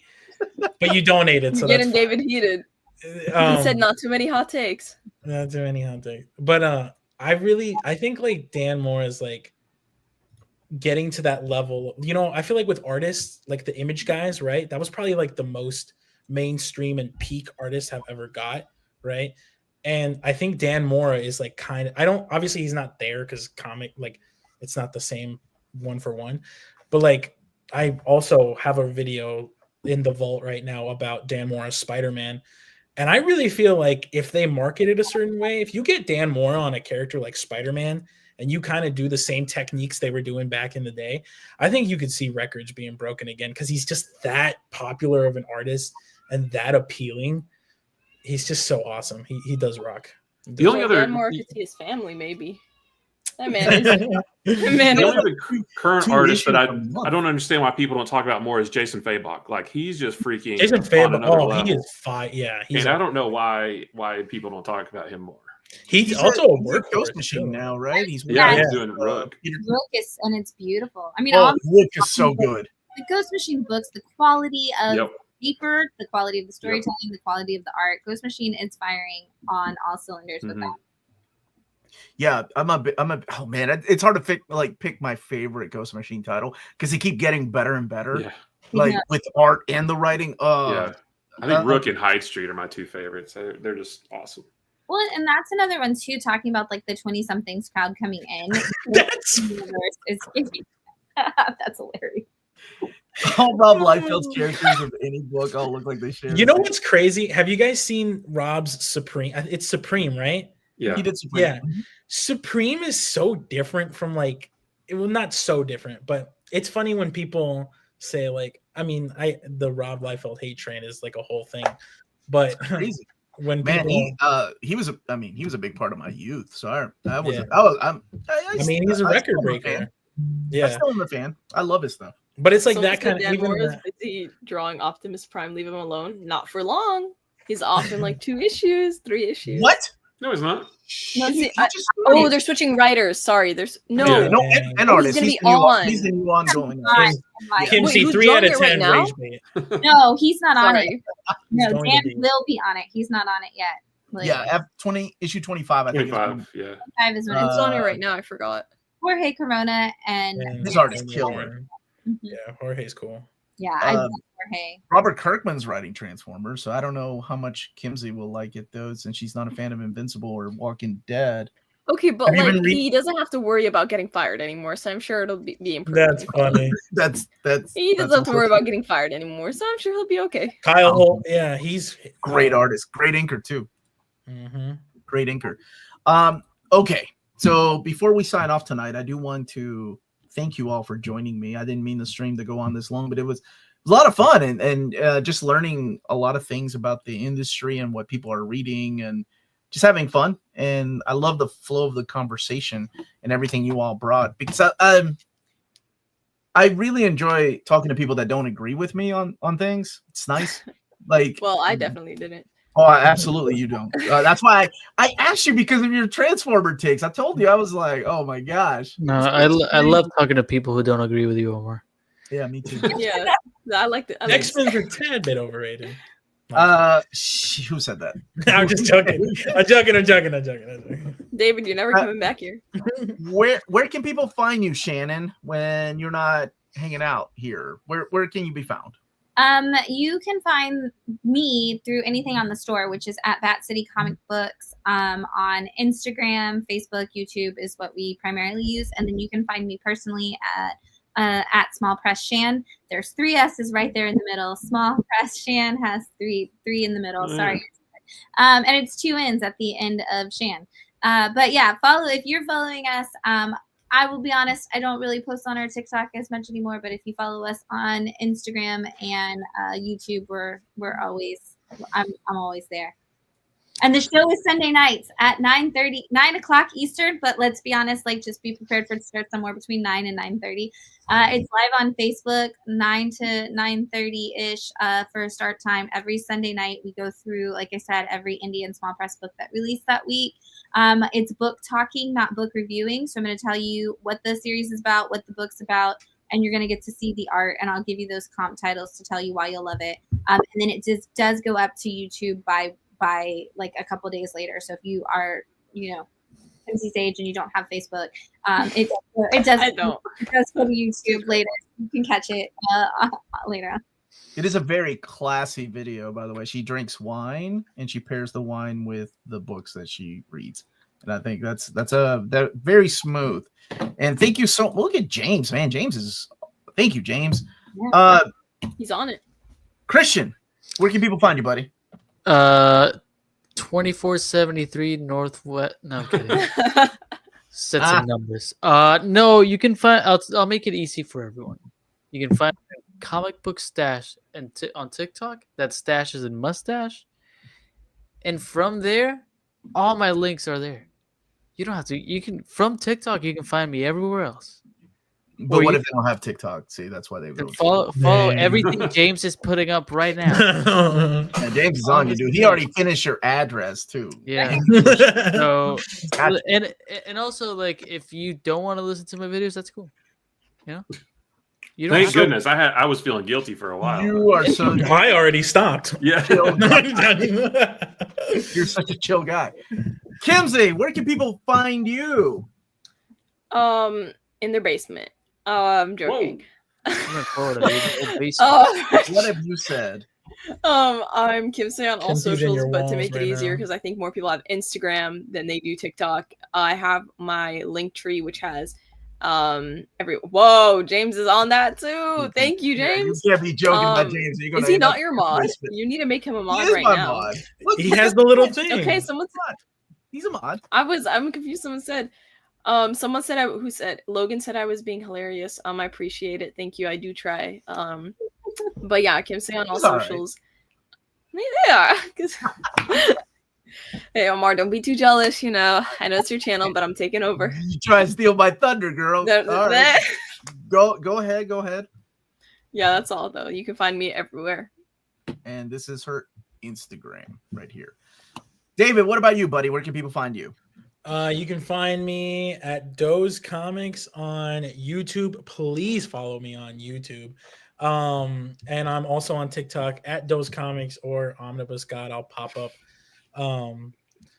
But I'm also on Instagram, but like I don't ever do anything there. I kind of hate Instagram, but we'll see what happens. What's your OnlyFans thing?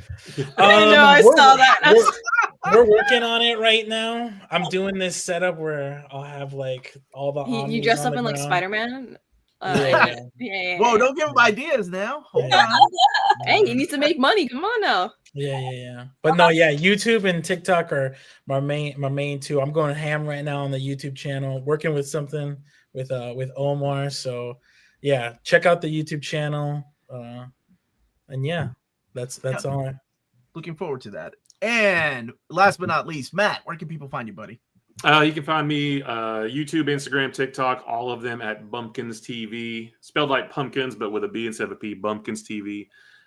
Most of them, I focus mostly on TikTok, but Instagram and YouTube get content too. And you can also find me on my LCS's YouTube channel at Infinity Flux, FLUX. That's my LCS's shop, and that's where we post all those preview videos. And I'm the Uncanny Omar, and I just want to thank my wonderful panel today. It was a lot of fun getting to know you folks and talking about comic books, which is my favorite thing to talk about. And that is it, everybody. Smash the like button before you leave, and if you're watching this later, smash the like button and go and check out these wonderful people's channels or TikToks or Instagrams, Tumblrs, Friendsters? Nah, Instagram, is that still a thing? MySpace? Yeah. Geocities.com/ MySpace. Woo, that's old. All right, we are out of here. Have a good night, everybody. Stay healthy and safe. Adios. And that is